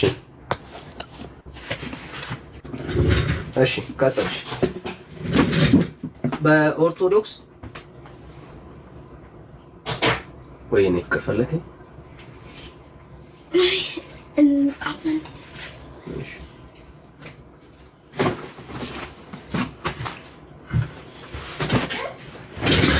እሺ የኦርቶዶክስ ነገረ ድነት ትምህርቷ ግራ የተጋባ ነው ወይስ አይደለም? ያው ርዕስ ስለሰጠው ነው እንጂ የኦርቶዶክስ ትምህርት በነገረ ድነት ዙሪያ ላይ ግራ መጋባት አለው ብለን አናስተምርም፣ የለምም። እውነት? አዎ። እሺ እንደዚህ እንዲሆን ነው እኛ የምንፈልገው። ጥማታችን ፍላጎታችን እሱ ነው እና እሱን ነው እኛ ምኞታችንም እሱ ነው። እሺ የኃጢአት ይቅርታ በምን ይገኛል በኦርቶዶክስ? ያ ስለ ኃጢአት ስርየት ብዙ ቦታ ተጠቅሷል። መዳኛው ብዙ እንደሆነ ተነግሯል። አንድ ነው፣ ሁለት ነው፣ ብቻ ነው የሚል የለም። ብዙ የመዳን ነገሮች እንደሚገኙ ተነግሯል። የኃጢአት ይቅርታ እኮ የኃጢአት ስርየት የሚገኝባቸው ብዙ ነገሮች አሉ። ከኃጢአት የሚሰረይ የኃጢአት ይቅርታ። እሺ ለምሳሌ በምንስ የአዲስ ኪዳን አማኝ የኃጢአት ይቅርታ በምን እንደሚያገኝ እስቲ ንገረን። ያመነ የተጠመቀ እንደሚድን ተነግሯል። ሌላስ? ስጋውን የበላ ደሙን የጠጣ እንደሚድን ተነግሯል። ሌላስ? እሺ ጻድቅን በጻድቅ ስም የሚቀበል የጻድቁን ዋጋ እንደሚያገኝ ተነግሯል። የኃጢአት ይቅርታ ነበር የጠየቅኩት ወዳጅ። ያው የኃጢአት ይቅርታ ማለት ያው ነው ቀጥታ የኃጢአት ይቅርታ ከኃጢአቱ ይቅርታ ባለ ማለት የሚፈልገውን ነገር አገኘ ማለት ነው። የሚፈልገው ነገር ደግሞ መንግስተ ሰማያት ማለት ነው። በምን ይገኛል? ጻድቅን በጻድቅ ስም የሚቀበል እሱም የኃጢአትን በይቅርታ እንደሚያገኝ ተጽፏል። እሺ ማስረጃ አስጠኝ ለዚህ። እኔ የጥቅስ ማስረጃ አላቀርብም። ጻድቅን በጻድቅ ስም የሚቀበል ያለም ካልከኝ የዓይን ምስክርሽ